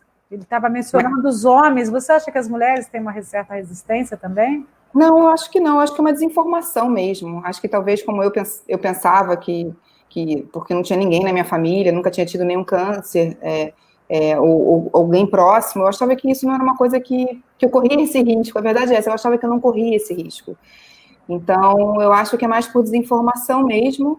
E por isso que essa campanha é tão importante. É por isso que quando eu vou na universidade, eu dei uma aula na FRJ, na pós-graduação, eu falei da importância de fazer os exames, né? E lá no Instituto Zen Câncer, cada vez mais eu recebo mulheres mais jovens, né? Antes dos 40 anos, com diagnóstico do câncer, né? E muitas vezes, quando elas descobrem, já é um câncer em estado mais avançado, porque como elas não fazem o rastreio, assim, então quando elas descobrem, às vezes já estão com alguma metástase, e aí vão passar por um tratamento mais pesado, né? Mais agressivo. Então, certo. Eu acho que é mais informação mesmo do que resistência. Certo. Agora, ainda aproveitando que a Luciana está comentando sobre isso, Luciana, você, a gente estava contando aqui, né, que você superou uma tremenda adversidade aí, graças à sua força, à sua coragem, também as terapias integrativas, né, com destaque aí para a yoga. Como é que foi enfrentar o câncer de mama e como foi dar essa volta por cima aí? Como é que a yoga te ajudou? O yoga te ajudou aí nesse processo? Bom, só queria voltar na resposta que o doutor Sandro falou sobre atividade física, né, da importância que eu acho isso, e eu queria só defender um pouquinho os pacientes oncológicos. Quando eu descobri o câncer, eu estava no meu peso ideal, estava nadando, estava correndo, e estava bem fisicamente. Eu acho que isso me ajudou a passar bem pelo tratamento, porque eu estava bem fisicamente, e eu continuei fazendo atividade física, só não ia quando minha imunidade baixava muito, mas a disposição subia, eu estava lá na academia, sempre em horários com um número menor de pessoas, né, por conta da imunidade, mas eu nunca parei durante todo o meu tratamento atividade física. Eu acho que era atividade de baixo impacto, né, nada muito aeróbico, por conta mesmo do meu coração, que estava ali sofrendo com Herceptin, né, eu tinha que fazer aquele controle de acompanhamento de ecocardiograma. Isso me ajudou bastante, mas mesmo assim, eu tive um ganho de peso muito, por conta dos corticoides, né? Quando chegou na minha fase, que a gente chama de quimio branca, eu tive uma reação grande na primeira medicação, então eu tomava Decadron, passei a tomar quase 4 meses diariamente, foi uma coisa que... E eu não parava de inchar, sabe? Eu me sentia como um balão de festa, que assim, e cada vez eu estava mais inchada, então... E leva um tempo para esse corpo desinchar, né? E a gente sente as dores articulares, falta de sensibilidade nas mãos e nos pés. Então, para as mulheres que já eram sedentárias, iniciar um movimento de atividade física, talvez por isso que demore, né, um pouco. Mas eu nunca parei as atividades, né? E aí o que acontece, no caso que eu entrei com tamoxifeno logo depois, o tamoxifeno não ajudou em nada, né, no emagrecimento, na retomada do meu peso. Eu senti uma diferença grande agora que eu mudei para anastrozol, depois de 2 anos, eu consegui perder 8 quilos de março até agora. E agora eu estou me sentindo muito melhor, com muito mais disposição para continuar ainda fazendo atividade física. Falando da yoga, então, eu já era professora de yoga, né? E a yoga e câncer não é nada novo, né? Algo que é novo, existem inúmeros artigos científicos comprovando o benefício da prática da yoga, e ela tem melhoras na fadiga, na insônia, devolve também a questão dessa conexão novamente com o corpo que a gente perde, né? Melhora no equilíbrio, força muscular, então diminui a ansiedade, te ajuda a gerenciar o estresse, porque o objetivo da yoga tem a parte física, que são as posturas que a gente faz, mas o objetivo da yoga é aquietar as flutuações da nossa mente, ou seja, então a gente não consegue imaginar uma mente tão inquieta, né? Mais inquieta que a mente de um paciente oncológico, né? Todos os medos. Tem dia que a gente acha que vai viver todo o nosso protocolo num único dia. E quando você tem a ferramenta da yoga e da meditação, você pensa, hoje eu tenho que lidar com o dia de hoje, com o efeito colateral que eu estou tendo hoje. Porque tem dias que eu não tinha nenhum efeito colateral. Então eu podia ir para o Yoga Pix, eu podia fazer a reforma na sala, eu podia cuidar de tudo. Então a yoga te ensina isso, a viver no momento presente, né? A viver o hoje, que é isso que a gente tem, né? E com relação à doença em si, como o Dr. Vilmar falou, com relação à saúde, sim, eu sempre digo para os pacientes, isso eu aprendi, né, com a minha professora também, e ela dizia o seguinte, que doença e morte são coisas diferentes. Tem pessoas que estão muito bem de saúde e morrem de uma hora para outra, e tem pessoas que estão doentes, mas que mantêm uma qualidade de vida e vão morrer velhinhos doentes. Então, mesmo os pacientes metastáticos que chegam no Instituto Zen Câncer, eu tento mostrar isso para eles, né? Tanto os benefícios da yoga, como os benefícios da meditação e as outras práticas que a gente oferece, né? O Instituto nasceu disso. Ele nasceu da minha experiência como paciente, e eu tinha uma condição, naquele momento, que permitiu que eu montasse uma agenda, para mim, de segunda a sexta-feira, com práticas que eu fazia, né? Eu dizia assim, eu tenho muito mais células saudáveis do que células doentes no meu corpo, células rebeldes, então eu vou cuidar das minhas células saudáveis. Então eu fazia acupuntura, eu fazia massoterapia, eu tinha um acompanhamento com nutricionista, eu fazia técnicas de projeção de energia, que eu acredito, que é o Pranic Healing, a yoga e a meditação me ajudavam imensamente também. Então, tudo isso fazia com que eu me sentisse melhor, tivesse qualidade de vida durante o meu tratamento, e isso fez toda a diferença no processo. E foi por isso que eu fundei o Instituto Zen Câncer, para que as outras mulheres também pudessem ter isso de forma gratuita, né? Porque essas terapias, de modo geral, são caras, né? Muito bacana. Inclusive, tem aqui algumas pacientes, olha só, que estão aqui participando com a gente. A Adriana está falando aqui, olha, sou paliativa e participante do Instituto Zen Câncer. Descobri o autocuidado através da Luciana Lobo. Bacana, legal isso. Né? A Bruna está falando aqui, ó, me emociono com essa história todas as vezes que escuto. Realmente é uma história maravilhosa. E aqui, bom, Aqui tem um comentário da Adelita comentando que eu estou na quimioterapia branca, também me sinto inchada, estou usando prednisona e Tilex, alguns medicamentos aqui. Bom, e tem aqui, gente, eu quero agradecer muito que meus amigos jornalistas, muitas pessoas aqui queridíssimas estão participando da nossa live hoje. Tem aqui a querida, que eu amo, Terezinha Santos, entrando aqui, comentando justamente esse assunto que a gente está falando sobre emoções, né? Acho que o que aumentou muito foi a ansiedade. Sinto que tenho que respirar profundamente, muitas vezes, para conter minha ansiedade. E ela complementa, minha ansiedade me provoca muito refluxo. Bom, aqui a Luciana estava falando, né? Eu queria falar sobre emoções agora, né? Eu ouvi também o doutor Vilmar, eu ouvi o doutor Sandro. Como as emoções atuam na recuperação dos pacientes? Qual a importância do cuidado do paciente como um todo? E como a medicina integrativa ela pode complementar e auxiliar os pacientes e contribuir para a qualidade de vida, né, das pessoas, até depois de passar pelo câncer, né? A união dessas práticas aí convencionais e terapias complementares que integram corpo, mente e espírito, contribui mesmo para a cura? Queria ouvir aí também a opinião dos nossos dois especialistas aqui, gente, o doutor Vilmar Marques, que é presidente da Sociedade Brasileira de Mastologia, e o doutor Sandro Cavaleiro, que é diretor, que é oncologista, diretor da Sociedade de Oncologia Clínica, Brasileira de Oncologia Clínica. Doutor Vilmar.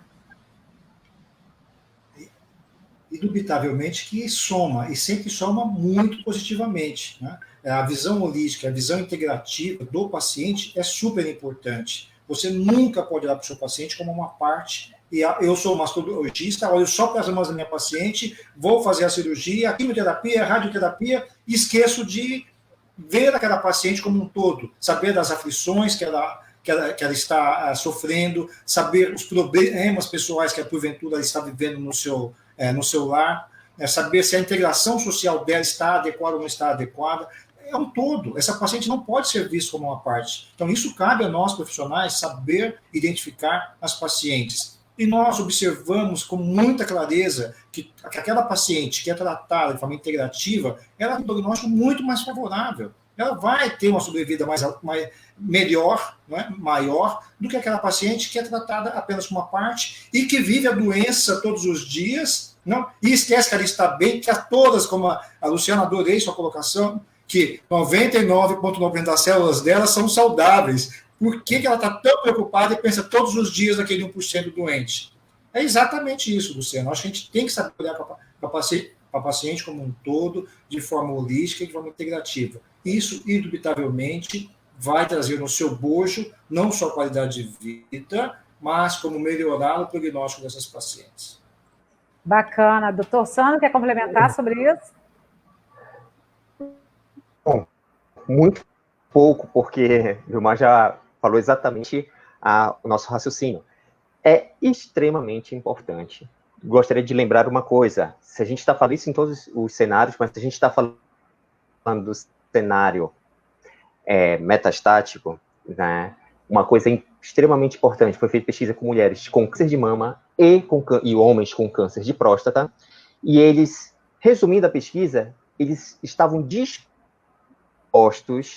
a abrir mão de uma certa quantidade de vida à qualidade de vida, tá? Só que não isso, quando a gente adota melhorando a qualidade de vida, a gente acaba também melhorando muito a quantidade de vida. Esses pacientes estão tendo cada vez mais sucesso. Então, apenas para acrescentar tamanha importância que nós temos. Certo. Eu queria agora perguntar aqui para a Luciana, né, para ela contar um pouquinho para a gente, porque tem várias pessoas aqui também entrando e falando, olha, sou participante do Instituto Zen Câncer e tenho uma gratidão enorme pela professora Luciana Lobo. O Zen Câncer me proporcionou qualidade de vida através da yoga e outras atividades oferecidas pelo espaço. Luciana, eu queria que você contasse isso, porque assim, né, eu sei que a Luciana não para, ela já criou 3 projetos sociais que beneficiam pacientes oncológicos de forma gratuita. Um deles é justamente o Instituto Zen Câncer, que oferece práticas integrativas e complementares aos pacientes, como yoga e meditação, né? O outro é o Vamos Falar de Câncer, não é isso? Que é um projeto de extensão da UFRJ, e que, inclusive, elas editaram um livro infantil. Olha, eu tenho esse livro aqui, que eu também recebi dela no ano passado. É um livro super bacana para as crianças, que foi idealizado pela Luciana, né? E ela também criou um projeto chamado Confiar, que viabiliza aulas de crochê para a criação de perucas e brinquedos para pais e acompanhantes de crianças no tratamento. Gente, ela não para, ela faz um monte de coisa. Como ela consegue? Eu queria que você falasse para a gente rapidamente um pouquinho dessas iniciativas. Que a gente não vai poder se estender muito. Eu sei que não, mas ainda tenho 2 filhos, sou casada, tenho 2 filhos, as pessoas perguntam como é que eu dou conta, né? Isso é a minha motivação pura, né? De ter passado por isso. Dá conta então, assim, porque faz yoga e meditação. Então, assim, para poder entender tudo isso, assim, e até o surgimento desses projetos, eu preciso falar sobre as minhas 5 âncoras, né? O que me ajudou nesse passado? Se eu pudesse passar alguma receita de bolo, se eu pudesse ajudar de alguma forma os pacientes oncológicos, eu falo o que funcionou comigo, né? Então, são 5 conceitos que eu já praticava com a meditação, que eu já praticava com a yoga e também com o budismo, né? Que são: a primeira âncora é impermanência. Então, a todo momento, eu lembrava que tudo é impermanente, que tudo está em constante mudança e transformação, né? Então, que aquele tratamento, por mais doloroso que tivesse naquele momento, também passaria. Então, quando eu me sentava na cadeira de quimioterapia, eu pensava nisso, isso também vai passar. E o que eu posso aprender com tudo isso, né? A segunda âncora é a gratidão. Então, quando eu sentava na cadeira também, eu aproveitava para agradecer tudo que tinha de positivo naquele momento, porque tudo pode ser pior do que é, na verdade. Eu poderia não ter tido um plano de saúde, poderia não ter diagnosticado a tempo. Então, eu agradecia, para você ter uma noção, o médico, pesquisador que desenvolveu o Herceptin, porque eu tinha assistido um filme, né, do desenvolvimento dessa droga, e salvou milhares de mulheres, né? O HER2 positivo era um câncer que matava muito, e fez uma revolução. Uma chance de viver, Luciana. Isso, uma chance de viver. Um filme. Hoje eu falei desse filme para os alunos da UFRJ, né, de pós-graduação, que fazem pesquisa na área de microbiologia lá. Então, eu agradeço a ele, agradeço as pessoas que fizeram os testes clínicos, né? Então, é toda uma cadeia de agradecimento até o momento que eu estava sentada naquela cadeira, né? E aí, o próximo passo é a autocompaixão, é você também entender que, apesar de você saber que tudo passa e que você tem coisas de boas para agradecer, vão ter dias que você não vai estar bem, e está tudo bem não estar bem, né? E você pode se tratar com a mesma amizade, carinho que você trataria um amigo que recebeu um diagnóstico de um câncer. Mas se você não ficar bem durante muitos dias, talvez seja a hora de você procurar uma ajuda também, né? Aí vem a quarta âncora, é o autocuidado, e fala muito sobre o que a gente já veio falando, da importância. Tem uma parte que o médico oncologista vai cuidar para você, ele vai definir o melhor protocolo para você, mas você precisa beber água, você precisa se movimentar, você precisa cuidar dos seus pensamentos, das suas emoções. E aí a última âncora é a compaixão. Então você passou por tudo isso, e agora você consegue se colocar no lugar das pessoas que estão passando por isso também. O que você vai fazer para ajudar essas pessoas? Então, o Projeto Zen Câncer, que oferece essas práticas integrativas e complementares ao tratamento médico, nasceu disso, dessa minha experiência e de querer ajudar as outras pessoas a passarem por isso também. O Projeto Confiar nasceu da minha experiência também, ao observar que muitas vezes as famílias ficam muito mais impactadas do que o próprio paciente oncológico. O paciente oncológico está passando por ali, ele descobre uma força que ele não sabe de onde que tinha, né? Uma vez eu li uma frase que dizia assim: a mulher é que nem um saquinho de chá. Ela só sabe a força que tem quando coloca água quente. E é isso mesmo, né? Então, de repente, vem aquela pressão toda do tratamento e a gente descobre uma força dentro da gente. Agora, a família talvez não tenha essa mesma força.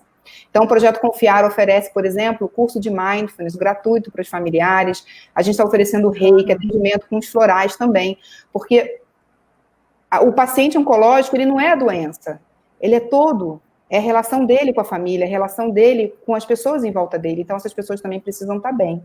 E o outro projeto, que é o Incrível Universo Celular, realmente virou uma disciplina de extensão na UFRJ, que eu tenho muito orgulho. A gente ofertou essa disciplina em 2018, 2019. Esse ano ela foi suspensa por conta da pandemia, né? Mas ano que vem a gente vai estar lá.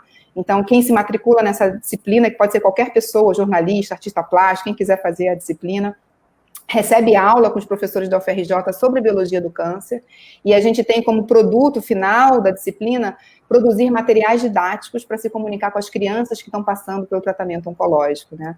E aí, por conta desses 3 projetos, eu assinei uma parceria com o INCA Voluntário, e os 3 projetos foram aprovados lá na pediatria. Eu já tinha começado a dar aula de yoga para as mães das crianças em tratamento oncológico, e ia começar com os outros projetos, mas aí veio a pandemia, e a gente teve que transformar tudo para online agora.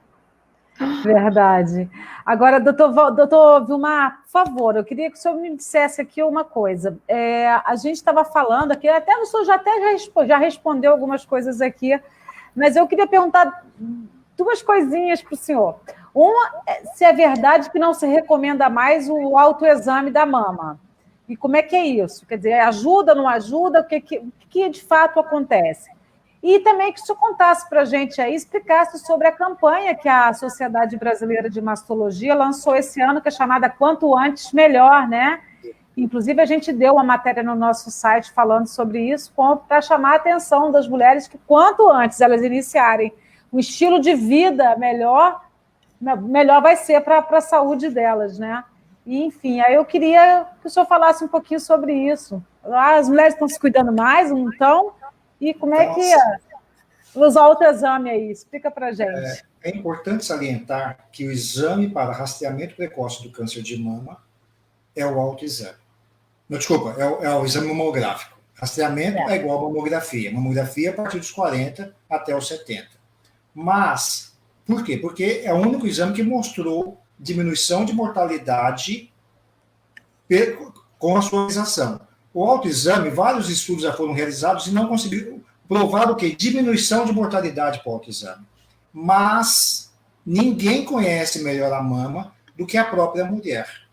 Então, aquela mulher que conhece a própria mama e realiza o autoexame adequadamente, obviamente que ela vai poder fazer o diagnóstico de um câncer de mama, ou antes dos 40 anos de idade, porque ela conhece as suas mamas e qualquer nódulo, ela vai procurar o médico, ou fazer o diagnóstico do câncer de mama de intervalo, que é o caso da Luciana.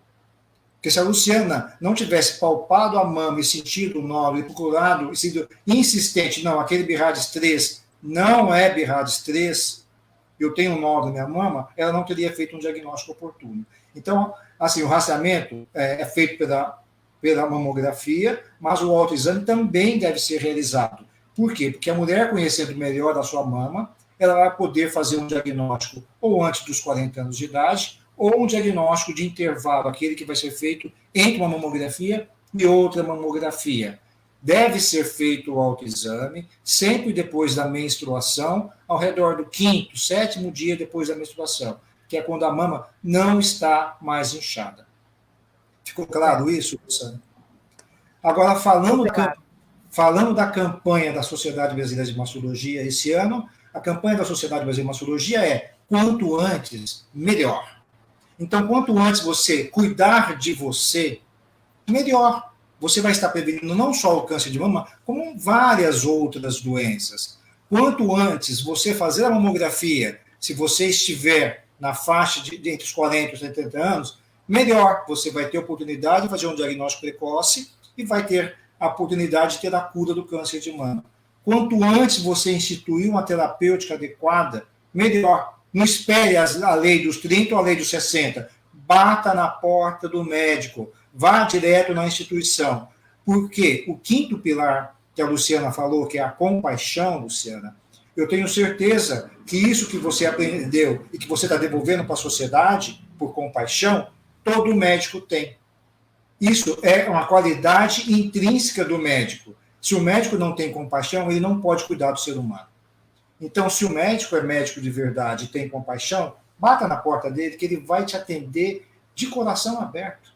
Vai agendar a sua consulta. Então, quanto antes, melhor. Quanto antes, melhor. É o que a sociedade brasileira está tendo como mote e o que nós desejamos para nossas pacientes, para a mulher brasileira. Quanto antes, tudo que ela fizer em prol da sua saúde, melhor.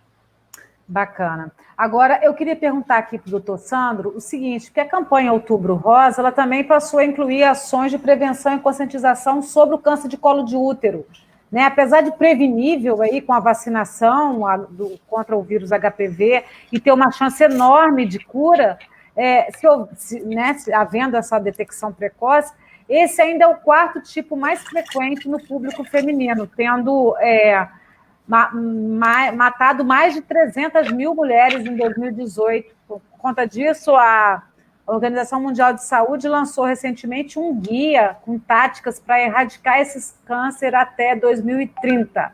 Como é que o senhor avalia as medidas para controlar o câncer de colo de útero aqui no Brasil, diante da queda brutal na cobertura vacinal do país, acentuada aí durante a pandemia do novo coronavírus? Como é que dá para prevenir o câncer de colo de útero, doutor? Pois é, né? Essa é uma das nossas tristezas, porque o câncer de colo de útero, quase 100% dos casos, é causado pelo HPV. E a gente tem hoje uma vacina extremamente eficiente. Lógico que o ideal é você vacinar a paciente, a mulher, o homem, antes do primeiro contato com o HPV. Por isso que as campanhas do Ministério da Saúde são de meninas entre 9 a 14 anos e os meninos, né, de 11 a 14 anos. Tá? Entretanto, em qualquer momento pode ocorrer a vacina. Tá? Você pode se vacinar em qualquer momento, mas a eficácia vai ser menor, porque se você já teve contato com a HPV, a vacina praticamente não vai ter ação. Mas a campanha, se você for pela campanha, meninas de 9 aos 14, meninos de 11 aos 14.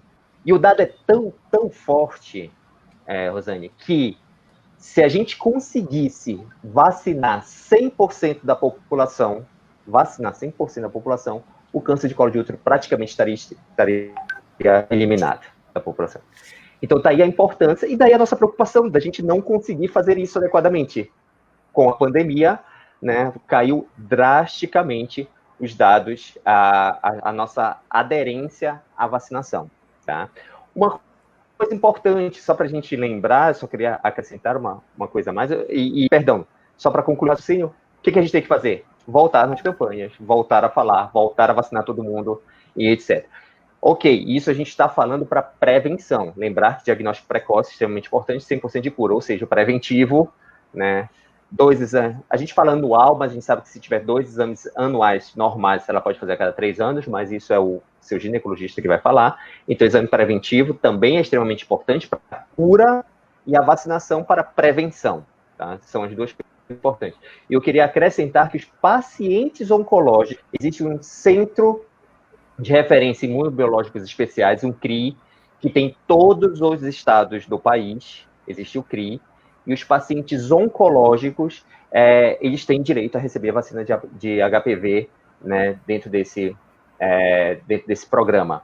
Existe um programa de vacinação para pacientes oncológicos, e tanto que a Sociedade Brasileira de Clínica hoje, e eu estou à frente, a gente liberar uma diretriz sobre vacinação nos pacientes oncológicos.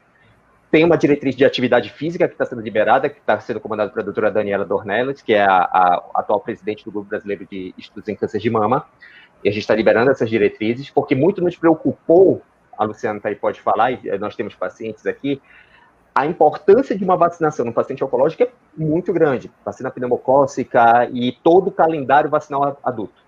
Até porque eu consigo contar na mão quantos pacientes meus apareceram com algum calendário vacinal na mão, adulto. Né? Criança é muito mais frequente, mas adulto não dá.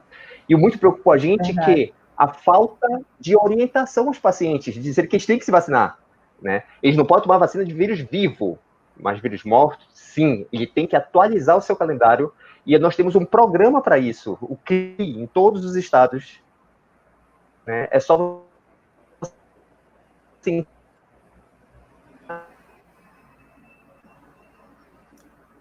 Bacana, doutor. Nem dizer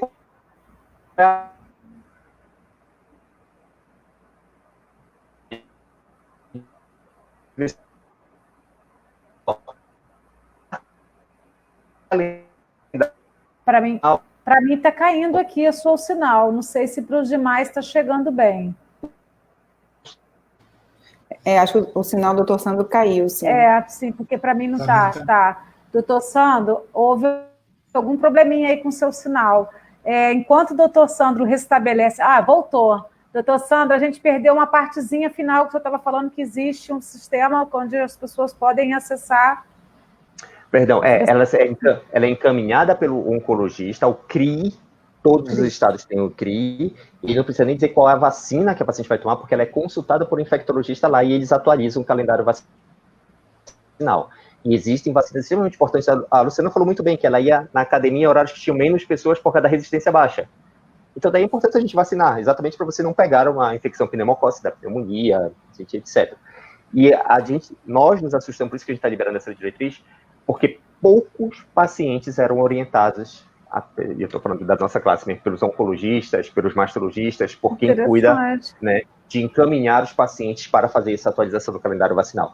E aí eu só acabei lembrando, porque a HPV está no meio dessas vacinas, mas é um outro aspecto, mas se lembrar, se a gente visar colo de útero para erradicar, vacinar as nossas crianças, entre crianças... Falo crianças porque nossos filhos sempre vão ser crianças até com 50 anos de idade. É verdade. Mas eles não se conseguem falar para 14 anos que é uma criança, ele vai lhe bater, né? Depois a gente vai dar uma matéria aí sobre essa resolução aí que a Sociedade Brasileira de Oncologia Clínica vai lançar sobre a importância aí da vacinação. Eu queria agora falar um pouquinho aqui do livro, né, da Luciana. Então, é o seguinte, agora, em plena pandemia, a Luciana Lobo, né, que está aqui com a gente, o meu está aqui, com direito a autógrafo para mim, tá? Bom, e agora, em plena pandemia, a Luciana acaba de lançar um livro em parceria com a jornalista Bruna Condini, que é outra querida também, que infelizmente não deu para juntar todo mundo aqui, né, que se chama O que Aprendi com Minhas Células Rebeldes, em que ela conta aí a jornada dela, do diagnóstico, passando pelo tratamento até a remissão da doença. Luciana, por que você decidiu escrever esse livro e contar a sua história? Você acha que isso tem inspirado e fortalecido outras pacientes? Sim, na verdade eu não tinha pretensão, eu escrevo isso no livro, eu não tinha pretensão de escrever um livro, o meu marido que achou que a forma como eu passei por tudo, e ele acompanhou isso de perto, né, ele achou que isso poderia beneficiar outras pessoas também, né? Então, é um livro muito verdadeiro, assim, onde eu realmente coloco até questões mesmo da minha relação com o marido, que é muito importante, né? Faz toda a diferença também quando você tem um companheiro que segura a bandeira junto com você e segue. No caso do meu marido, ele ficou 6 meses careca junto comigo. E lembro disso. É incrível, assim. E aí o livro, o retorno que eu estou tendo das pessoas é incrível, sabe? Porque as pessoas se identificam com a história. Então é importante, eu mesmo, quando descobri o câncer, comprei alguns livros para ler, alguns livros de autores, né, não brasileiros, para poder ler e entender mais como é que era essa rotina, né? Porque a sensação que a gente tem é que a gente é tirado dessa dimensão aqui, né, onde a gente vive preocupado somente com os problemas do dia a dia e a gente não está pensando na finitude da vida. E o paciente oncológico é como se tirasse dele essa ilusão de que a vida é infinita, né? A gente passa a lidar com a finitude ali, de uma hora para outra, e como lidar com isso? Então, acho que a experiência de outras pessoas que estão passando por isso, né, ajuda. E o retorno que eu estou tendo, assim, tem sido bem positivo, né? Então, eu estou bem feliz com o resultado. E aí eu queria dizer para o doutor Vilmar e para o doutor Sandro que eu faço questão de enviar um livro para vocês autografado também, né? Assim, oba! Então, legal. Entrar no site da sociedade, vou descobrir o endereço de vocês e encaminho para vocês. Eu estava esperando a oportunidade para cobrar, né? Mas ainda bem que veio antes. Não, imagina, vocês vão receber e eu espero que vocês possam realmente compartilhar, né? Porque a história tá uma história verdadeira, né? Eu não tenho a pretensão de ensinar ninguém a passar por isso, cada história é única, são inúmeros fatores, né, que permitiram que eu passasse da forma como eu passei, mas eu consigo identificar coisas positivas, né, e que isso possa beneficiar outras pessoas. Bacana. Gente, eu tenho uma pergunta aqui, assim, eu acho que a gente já extrapolou muito o nosso horário de hoje, mas eu tinha tantas coisas aqui para a gente perguntar, tem gente aqui mais também fazendo mais perguntas aqui no nosso chat. Eu queria só falar um pouquinho de tratamento, né? Na verdade, falar com os nossos 2 especialistas aí, um pouquinho sobre os tratamentos, né? As perspectivas aí de cura, né? Principalmente do câncer de mama, né? Eu Pesquisas recentes vêm demonstrando o poder da imunoterapia, né, no tratamento do câncer de mama, auxiliando aí o sistema imunológico da paciente a identificar e combater o tumor com menos efeitos colaterais, menos tóxicas, comparada aí à quimioterapia, eles podem explicar melhor. A cirurgia robótica também tem demonstrado bons resultados aí, segundo algumas pesquisas, em tumores de ovário, de colo e de endométrio, né? E, enfim, eu queria que vocês me dissessem aí quais são as novidades no tratamento do câncer de mama e câncer de colo de útero, e se a chance de sobrevivência hoje de uma mulher com câncer de mama e, enfim, de colo de útero é maior que no passado. Aí os nossos dois especialistas, eu gostaria que falassem sobre isso, os tratamentos, as novidades nos tratamentos. Bom, eu posso falar dos medicamentos e deixo a cirurgia para o Dr. Vilmar falar das cirurgias. Em relação aos tratamentos, você falou muito bem sobre a imunoterapia. A terapia hoje é a grande vedete do momento, foi um divisor de águas dentro da oncologia clínica. Ela age exatamente como você falou, a gente estimula o sistema imune da própria paciente a agir contra a doença. Então, faz com que ele seja extremamente eficiente, e bem menos tóxico.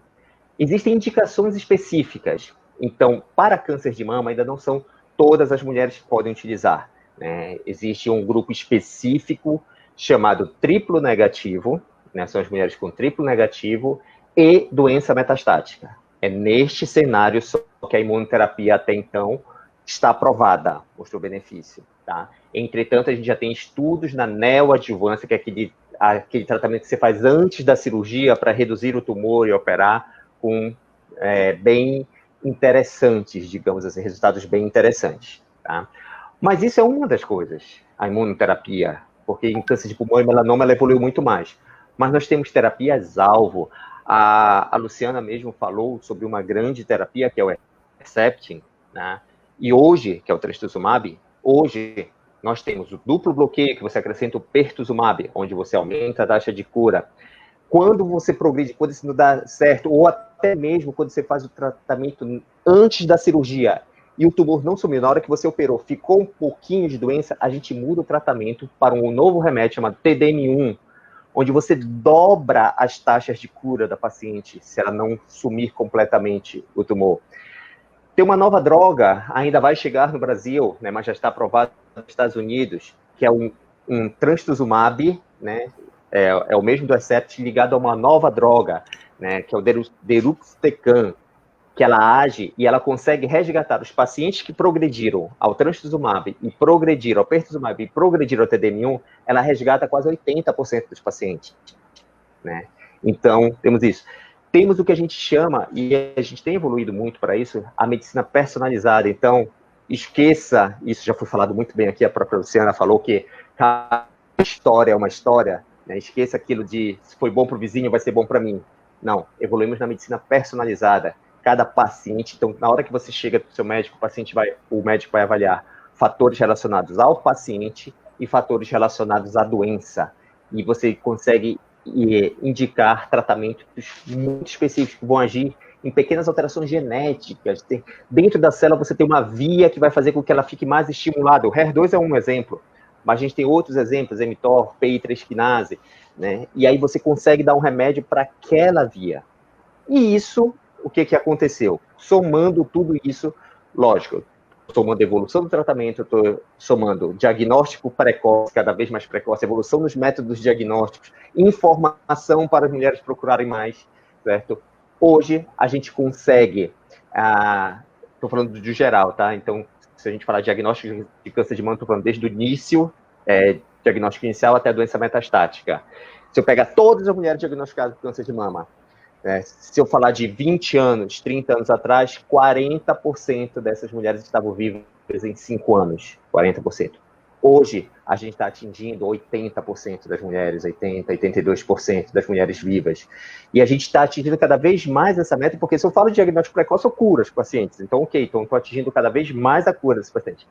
Mas até mesmo na doença metastática, a gente tem evoluído muito, a gente tem progredido muito, né? Então, cada vez mais é mais comum você ver o câncer de mama como uma doença crônica.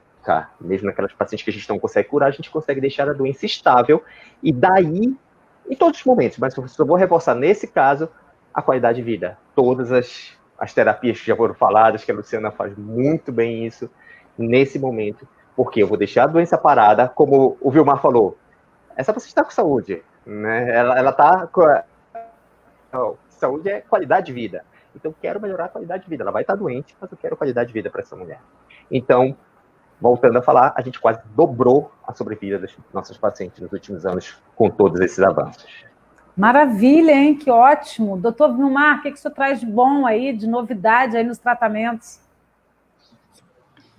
Então, em relação ao tratamento cirúrgico, né, principalmente do câncer de mama, né, o que nós estamos realizando são cirurgias agora cada vez menos agressivas, né? Hoje em dia, nós apenas ressecamos esse tumor, e esse tumor, para você considerar uma cirurgia livre de tumor, basta ele não tocar mais um nanquim, quer dizer, menos de 1 milímetro já é cirurgia, você já considera que essa paciente está tratada, né? Nós tivemos o avanço do linfonodo sentinela, hoje em dia a gente praticamente não disseca mais as axilas. Aquela paciente que eu acredito que ela tem axila positiva, eu prefiro encaminhar ela para o Sandro, para ele fazer a quimioterapia neoadjuvante, para que depois eu venha operar ela, fazer uma cirurgia menos mutiladora na axila dessa paciente, né, evitando o esvaziamento do linfonodal, porque o Sandro, com as novas drogas, ele vai conseguir fazer com que essa paciente tenha uma resposta patológica ou completa, ou que me negative esta axila, e sempre ofertar para essa paciente a possibilidade da reconstrução, nunca da mutilação. No passado, as cirurgias eram muito mutiladoras. Hoje, nós só não reconstruímos aquelas pacientes com câncer de mama inflamatório, que é o câncer de mama mais agressivo que existe. Essa nós não reconstruímos. As outras todas nós reconstruímos. Quanto à cirurgia robótica da mama, ela ainda está engatinhando. Ela só é realizada em alguns centros, mas sempre para realizar a famosa adenectomia com reconstrução com implante. Tá? É uma cirurgia que o FDA pediu para que nós não realizássemos mais, nos Estados Unidos você não pode mais fazer cirurgia robótica, a não ser em protocolos, porque teve muitos acidentes cirúrgicos, mas na cirurgia ginecológica era uma grande realidade. Tratamento de câncer de ovário, câncer de colo uterino, câncer de endométrio, a cirurgia robótica está cada vez mais presente e mais precisa. Então é muito importante para a cirurgia ginecológica. Na mama, nós esperamos que ela ainda venha a acontecer, mas ainda não é a nossa realidade. Certo. Agora, acho que a gente podia aqui encerrar. Eu queria uma rodada aqui de mitos e verdades em relação ao câncer. O que vocês destacariam aí? Porque tem muita coisa, apesar da campanha Outubro Rosa, já está aí com tanta gente, tanta marca, tanta empresa, tanta gente envolvida em ajudar a divulgar a importância, né, da prevenção e da conscientização sobre o câncer de mama, ainda tem muita dúvida, as mulheres ainda ficam com muitas dúvidas, né? Afinal, anticoncepcional pode causar doença, depressão também pode causar doença, qualquer caroço é um sinal de tumor, enfim. Eu gostaria que vocês aqui, cada um de vocês aqui, falasse para mim, explicasse aí um tipo de mito que tem que ser combatido, derrubado. Eu posso começar o primeiro mito, que não é nenhum desses, mas que eu acho que esse é o mais grave de todos, tá? É o mito de que câncer não tem cura, tá? Infelizmente... Eu ia falar por isso que eu me adiantei, eu achei que os três iam falar, então eu quis logo adiantar. Então, assim... Eu ia falar que, assim... Pronto, tá aí a Luciana. A Luciana tá aí porque é o exemplo vivo disso, então vou deixar para ela.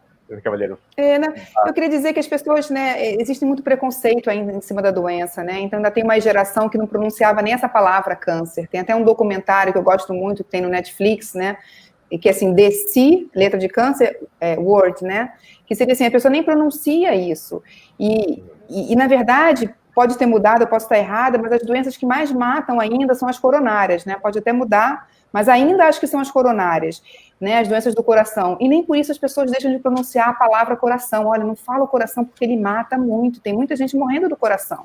Então, por que a gente tem tanto medo de falar do câncer? Eu acho que isso é dolorido para o paciente oncológico, acho que isso é dolorido para a família também. Eu acho que à medida que a sociedade puder falar dessa doença e falar da cura, das possibilidades de cura, todos os dias novas drogas são inventadas.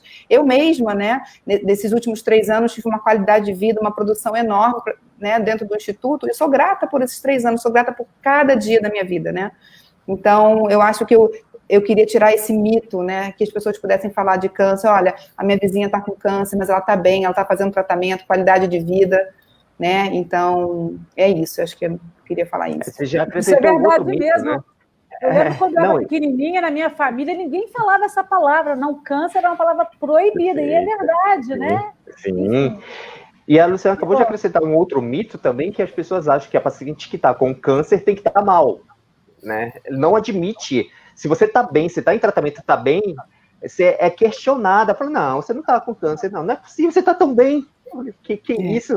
Tem que tá bem. É porque mesmo. Nos filmes, né? Nos filmes, quando querem matar um personagem, colocam ele com câncer, né? Então, o próprio filme que meus filhos assistiram, né? Acho que esqueci o nome, mas a mãe do personagem principal morre de câncer. Então, assim, a ideia, isso vai criando no subconsciente das crianças também. Eu lembro que, eu sei que já passou o tempo, mas quando eu descobri o câncer, e meu marido, a gente sentou para conversar com as crianças, eles eram menores, né? O mais velho tem 12 agora, e o caçula tem 9, então isso foi há 3 anos atrás. A gente sentou e explicou, que eu ia ficar careca, e eles ficaram bem, porque a gente falou a verdade, passou segurança para eles. Mas na escola, as crianças comentavam coisas com eles, né? Então eu tive que escrever uma mensagem no grupo de WhatsApp da turma deles, falando, olha, eu sei que essa palavra câncer pode assustar vocês, mas eu gostaria que vocês falassem para os seus filhos que hoje o câncer tem cura, porque meus filhos estão super bem, mas o meu filho chegou em casa hoje triste porque falaram que a mãe dele ia morrer. Então eu acho que o preconceito com relação à doença é algo que a gente tem que combater, sim, né? Porque isso é duro. Eu gostaria de trazer da baila, né, o mito que a mamografia causa câncer. Eu acho que a irradiação da mamografia causa câncer, isso tem que ser esquecido. A taxa de radiação da mamografia é extremamente baixa, né? Não dá para comparar nem com o raio-x, quiçá com uma tomografia que muitas pacientes fazem. Então, realizem suas mamografias, não se preocupem com a irradiação que ela vai emitir sobre suas mamas. Ela não vai causar câncer de mama. Certo. Gente, agora encerrando aqui... aqui... tireoide, né, Vilmar? Só para você, e nem de tireoide. É verdade. Nem de tireoide. Não precisa colocar. Não precisa tireoide. Também não... Exato. Pois é. E as pessoas nessa época de fake news, né, espalham tantas outras coisas, né?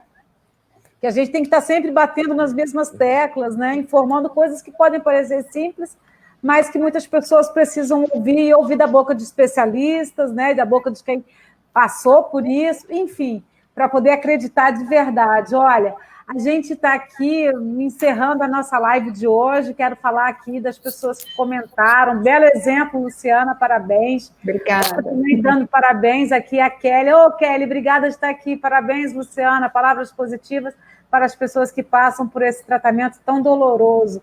Bacana, gente, olha... a gente teve outros comentários aqui, excelente live, né? As pessoas têm temor, ela confirma isso que a gente estava falando aqui, as pessoas têm temor da palavra câncer. Infelizmente, isso ainda acontece. A Adelita estava até pedindo aqui umas dicas aqui de qual atividade que ela deve fazer, né? Que ela está precisando aí de dicas, já que ela também está enfrentando aí essa fase. Enfim, gente, olha, a gente ficaria aqui conversando com vocês mais tempo, teria outros assuntos para a gente falar, mas eu acho que a gente já falou bastante, né? Nossa live se estendeu bastante, foi um papo maravilhoso, né? A gente vai encerrar, já tem muita gente que já não consegue acompanhar uma live tão longa, mas lembrando que depois, quem não puder ter assistido aqui, pode estar disponível aqui ainda no nosso Facebook, né? Vai estar também depois no nosso YouTube, quem puder depois... e compartilha e vê com calma tudo isso, porque tem um monte de conhecimentos aqui. Olha, me deram várias ideias de pautas bacanas no site, só assunto legal. Muito obrigada mesmo a vocês. E eu queria saber se aqui no final, se vocês querem deixar mais alguma informação para se despedir do público, doutor Vilmar, doutor Sandro e a Luciana, deixarem aqui uma mensagem final para quem nos assistiu, que ainda vai assistir essa live ainda hoje. Ainda depois, né? A minha mensagem é única. Tem muita vida após o câncer.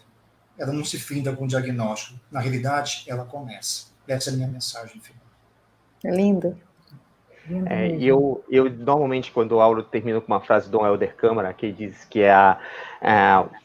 uma graça da vida é estar no caminho certo, uma graça maior ainda é continuar nesse caminho certo, mas a graça das graças é não desistir nunca, né? Então, assim, a gente aqui, como médico, a gente não desiste de estudar, de levar o conhecimento, de tentar levar o melhor para o paciente. Instituições como Zen Câncer, Vida e Ação, não desistem de pegar essa informação tão técnica nossa e levar de uma linguagem para maior número de gente, de pessoas, de população, da população, e principalmente que os nossos pacientes também não desistam nunca de lutar pela vida e pela qualidade de vida. Bom, queria dizer que a vida é um presente, mas a gente só pode viver esse presente se a gente estiver com a mente no momento presente, né? Não dá para viver esse presente no futuro, nem viver esse presente no passado. Então, a gente tem que usufruir, né, desse presente. Queria dizer que o Instituto Zen Câncer é uma instituição sem fins lucrativos e que a gente não cobra pelas práticas. Então, quem quiser fazer parte do Instituto pode enviar um e-mail para acolhimento@institutozencâncer.com.br. Quem quer ser voluntário, tem o e-mail voluntariado@institutozencâncer.com.br. E todas as segundas, quartas e sextas, pelo Instagram do Instituto Zen Câncer, a gente tem meditações gratuitas, né? Foram mais de 100 aulas de yoga gratuita durante a pandemia. Então, visite lá e conheça um pouco mais do nosso trabalho. Obrigada, muito obrigada. Eu agradeço a vocês. Gente, olha, a conversa muito boa, mas a gente vai encerrar aqui por hoje. Estamos terminando aqui esse papo de pandemia especial de Outubro Rosa, né? Lembrando que o papo de pandemia é transmitido no Facebook e ele fica disponível no YouTube, né? Quero agradecer aqui a todos que puderam acompanhar com a gente, que ainda vão acompanhar esse papo de pandemia, né? Assim que possível, a gente vai responder a quem ficou ainda mensagens aqui em aberto. Para saber mais sobre Outubro Rosa também, outros assuntos sobre saúde, bem-estar, qualidade de vida e atitude sustentável, peço que acompanhe nosso site, www.vidaeação.com.br, né? Siga nossas redes aí no Facebook, no Instagram, no YouTube, no Twitter, deixem sugestões também para a gente no papodepandemia@vidaeação.com.br, sem o cedilho e sem o tio. Não deixe de acompanhar aqui nosso próximo papo de pandemia, toda quarta-feira, às 7 da noite. Em breve, a gente vai anunciar os convidados do tema do nosso próximo encontro. Fiquem ligados que vamos divulgar aqui todos os detalhes aí nas nossas redes e no nosso site. Vamos nos despedindo por aqui. Mais uma vez, obrigada a todo mundo, a todos vocês que participaram com a gente, que aceitaram esse convite, nos honraram com a sua presença e que prestigiaram a nossa live de hoje. E lembrem-se sempre que possível, fiquem em casa. Não se esqueçam de seguir as regras de ouro, vão sair, tudo bem, mas olha, usar máscara, lavar as mãos, usar álcool gel, manter o distanciamento social e evitar aglomerações. A pandemia ainda não acabou, gente. Se cuidem, cuidem dos seus, fiquem em casa sempre que puderem. Se cada um fizer a sua parte, vamos preservar a nossa vida e a vida dos demais, né não? E poder nos abraçar e nos tocar aí com mais afeto, com mais tranquilidade em breve. Um abraço virtual, um beijo para todo mundo, até o nosso próximo encontro. Um beijo, Beijo, tchau, Carol.